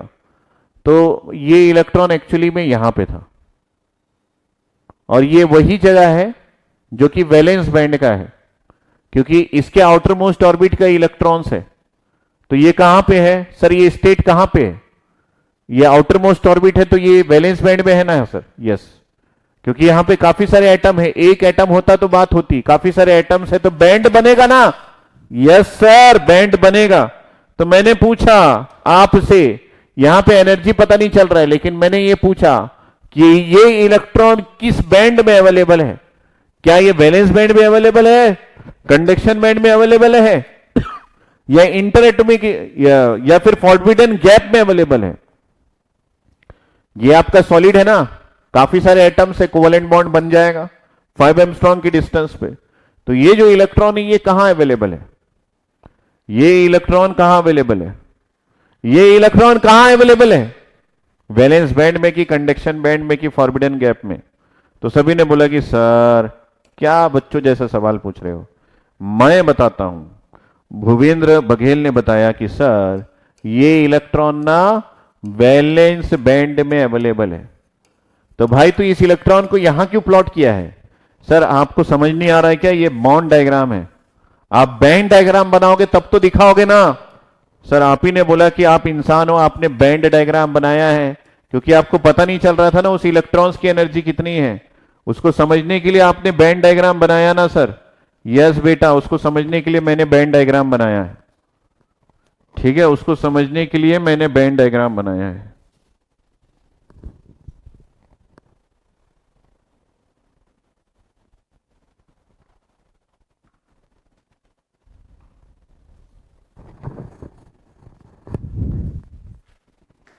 तो सर ये जो इलेक्ट्रॉन है जो बॉन्ड डायग्राम में यहां पे दिख रहा है, जब आप इसको बैंड डायग्राम में बनाएंगे ना, तो ये इलेक्ट्रॉन जो है ये बैंड डायग्राम है, ये इलेक्ट्रॉन जो है ये आपके वैलेंस बैंड के किसी एक एनर्जी स्टेट में होगा। सर काफी सारे इलेक्ट्रॉन्स है वैलेंस बैंड में, तो यहां पे काफी सारे इलेक्ट्रॉन्स रह सकते हैं। तो मैंने यहां पे वैलेंस बैंड बनाया और यहां पे काफी सारे एनर्जी स्टेट्स भी बनाया ऐसे। तो ये इलेक्ट्रॉन कहां अवेलेबल है मैंने पूछा, तो आप ही ने आंसर किया सर क्या सर आपको इतना नहीं पता ये वैलेंस बैंड में अवेलेबल है। ये इलेक्ट्रॉन एक्चुअली जब एनर्जी बैंड डायग्राम बनाएंगे तब ये दिखेगा। तो मैंने पूछा इसकी एनर्जी कितनी है। सर इसकी एनर्जी तो उतनी ही है जितना यहां पे ये एनर्जी की लाइन है। तो ये जो है ये एनर्जी, आप यहां पे एनर्जी बता सकते हैं। तो ये जो है ये एनर्जी है, ठीक है।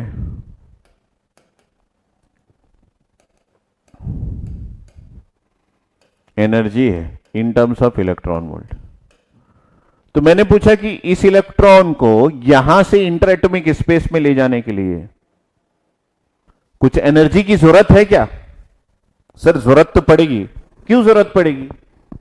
सर जरूरत इसलिए पड़ेगी क्योंकि मुझे को यहां पे चीजें कुछ दिख रही है। क्या दिख रहा है सर, ये जो इलेक्ट्रॉन है ये इसके न्यूक्लियस के अट्रैक्शन फोर्स में है, फिर ये जो इलेक्ट्रॉन है ये इसके भी न्यूक्लियस फोर्स के अट्रैक्शन में है। सर अट्रैक्शन फोर्स के अगेंस्ट आप इसको यहां पे ले जाना चाहते हैं, तो आप इसको एनर्जी दोगे ना ताकि इन दोनों के अट्रैक्शन फोर्स से बाहर आ जाए। हाँ तो सर जैसे आप 20 के रुपीस दे रहे थे इसको गोवा जाने के लिए, वैसे ही आप एनर्जी दोगे ना। मैंने बोला हाँ एनर्जी तो दूंगा।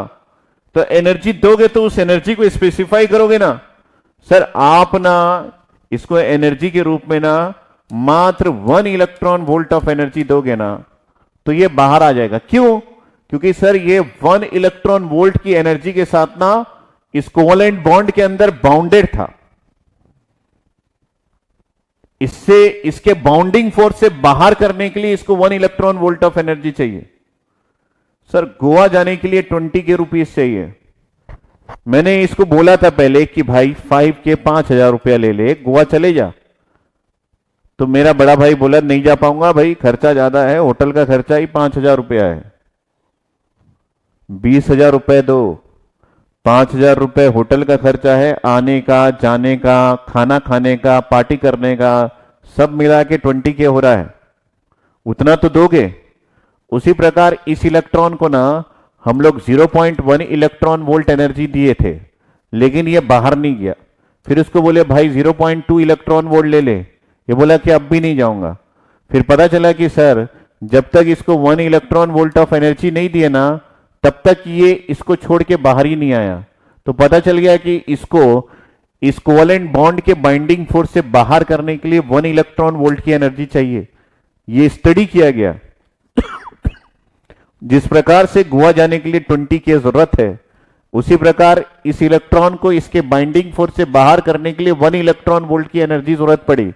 उसके पहले भी ट्राई किया गया कि भाई इतना सारा एनर्जी दे रहा हूं, ले ले भाई, चले जा। नहीं जाऊंगा, नहीं जाऊंगा मैं, 20 के दो, 1 इलेक्ट्रॉन वोल्ट तो तब जाऊंगा। तो भाई मतलब 1 इलेक्ट्रॉन वोल्ट के डिफरेंस में तो कुछ होगा ही नहीं। इसका मतलब है अगर इस पोजीशन से अगले पोजीशन के बीच में डिफरेंस देखें तो ये डिफरेंस कितना है बेटा? सर ये जो है सर, मान गए ये जो है ये 1 इलेक्ट्रॉन वोल्ट है, ये एनर्जी गैप 1 इलेक्ट्रॉन वोल्ट है। फिर 1 इलेक्ट्रॉन वोल्ट के बाद ही फिर इलेक्ट्रॉन्स आपको मिल पाएंगे, क्योंकि 1 इलेक्ट्रॉन वोल्ट के पहले एक भी इलेक्ट्रॉन नहीं मिलेगा। तो गोवा जाने के लिए इसको इतना ही चाहिए था। अगर उससे ज्यादा दिए, 1 इलेक्ट्रॉन वोल्ट से ज्यादा दिए, तो ये ऊपर और चला जाएगा। किसी ने पूछा कि सर ये इलेक्ट्रॉन था, इसको 1 इलेक्ट्रॉन वोल्ट दिए तो यहां गया, 1 इलेक्ट्रॉन वोल्ट से ज्यादा दिए तो क्या होगा? अरे दो ना भाई। अगर इसको बोलेंगे 20,000 तेरे को दे रहे हैं, तो ये बोला अब मैं जाऊंगा तो 30,000 दूंगा, बोलेगा तो रुक जाएगा क्या? नहीं सर, ये 30,000 रुपए दूंगा तो और ज्यादा पार्टी करेगा। तो इसका मतलब है इसको 30,000 रुपया देंगे, 1 इलेक्ट्रॉन वोल्ट से ज्यादा देंगे तो ये और ऊपर चला जाएगा। जितना ज्यादा देंगे उतना ऊपर चला जाएगा। लेकिन जहां पे भी जाएगा वो गोवा ही जाएगा। मतलब अगर 1 इलेक्ट्रॉन वोल्ट दे या फिर उससे ज्यादा दे, ये इंटर एटॉमिक स्पेस में ही जाएगा, गोवा ही जाएगा, क्योंकि गोवा में ही पार्टी होती है। तो अभी भी ये जो इलेक्ट्रॉन है या फिर ये इलेक्ट्रॉन है, दोनों इलेक्ट्रॉन फ्री इलेक्ट्रॉन है, दोनों इलेक्ट्रॉन गोवा में ही है, मतलब इंटर एटॉमिक स्पेस में ही है और कहीं नहीं गए। सर ये अपने ससुर जी के घर चला गया, नहीं भैया नहीं जाएगा, पागल है क्या? ये इंटर एटॉमिक स्पेस में ही है, चाहे आप 1 इलेक्ट्रॉन वोल्ट दो या फिर 1 इलेक्ट्रॉन से ज्यादा दो। तो ये जो एनर्जी आप दे रहे हैं, इस एनर्जी का वैल्यू जो है वो एनर्जी गैप के बराबर हो या फिर ज्यादा हो, दोनों केस में ये इंटर एटॉमिक स्पेस में ही जाएगा। एनर्जी जो आप एक्सटर्नली दे रहे हैं, ये एक्सटर्नली जो आप एनर्जी दे रहे हैं, है ना, ये एनर्जी गैप से ज्यादा हो या फिर बराबर हो, दोनों केस में आपका इलेक्ट्रॉन जो है वो कंडक्शन बैंड में ही जाएगा, वो फ्री इलेक्ट्रॉन ही बनेगा और वो इंटर एटॉमिक स्पेस में ही बनेगा, जाएगा।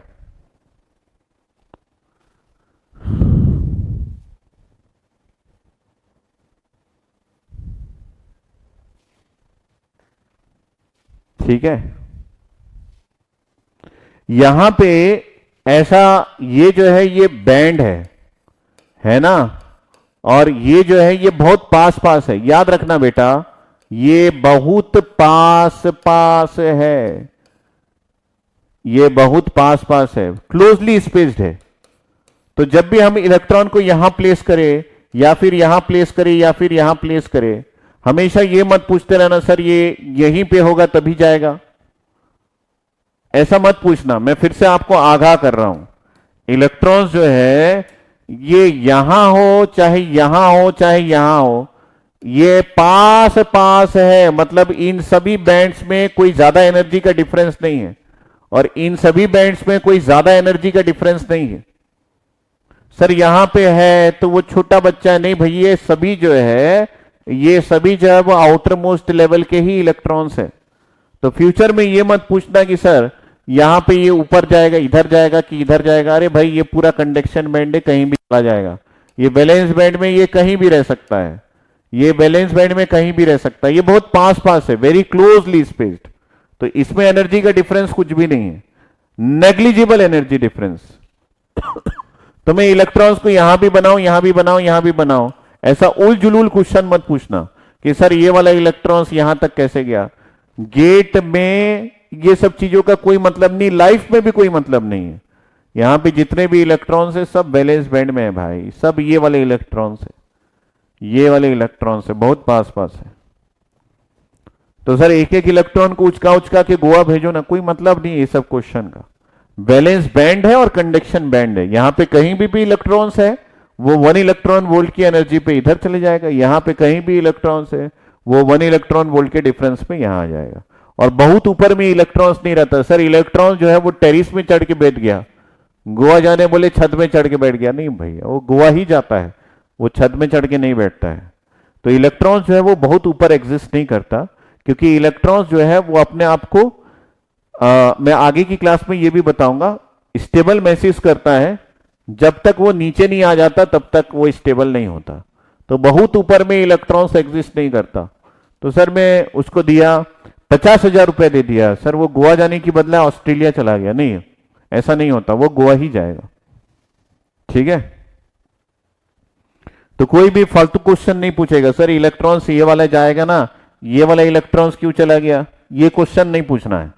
आगे से बात याद रहेगी, अगर याद रहेगी तो लिख लो भाई, ये पूरा मेरा एक बैंड है, ये एक बैंड है, यहां से मैं यहां सप्लाई करूंगा। आगे के केस में ये भी बताऊंगा कि होल्स कहां है, क्या है, पूरी चीजें बताऊंगा। ठीक है, तो एक छोटा सा ब्रेक लेते हैं, टी ब्रेक, और टी ब्रेक के बाद हम लोग फिर से आगे कंटिन्यू करेंगे। तब तक के लिए आप जो है थोड़े कंफर्टेबल हो जाओ। एकदम एकदम लकीर टाइप का क्वेश्चन मत पूछना, क्योंकि इलेक्ट्रॉन्स के पोजीशन को देखना उतना आसान नहीं है। अगर आपको दिख गया है तो लकीर वाले क्वेश्चन मत पूछना, ठीक है, अच्छे क्वेश्चन पूछना, स्मार्ट क्वेश्चन पूछना जो समझ में आए। ये सब इलेक्ट्रॉन्स और ये सब बनाना हमारा विजुअलाइजेशन है। इंसान समझने के लिए कुछ कुछ विजुअलाइजेशन एक्सपेक्ट क्लियर खड़ा कर दिया है। उसके लिए ये जरूरी नहीं है कि सर सोचो ना, सर ये वाले इलेक्ट्रॉन्स को थोड़ा घुमा के दिखाओ ना, गोवा हुआ घुमाओ, फिर घर में लाओ। हाँ सर, अब एक काम करो सर, ये दूसरे वाले इलेक्ट्रॉन्स को थोड़ा घुमाओ ना, ये वैसे ही घूमता है क्या, देखते हैं। ये सब फालतू क्वेश्चन है। एक एक इलेक्ट्रॉन्स को घुमा फिरा के गोवा से नहीं ला सकता मैं। प्रॉपरली समझना, किसी भी एक इलेक्ट्रॉन्स के लिए यहां बात कर लिए तो यहां पे भी किसी एक इलेक्ट्रॉन्स के लिए बात कर लिए, वो इनफ है। हर इलेक्ट्रॉन्स को घुमा फिरा के गोवा से नहीं लाना है। ठीक है, हाँ वही आयनाइजेशन एनर्जी है भाई।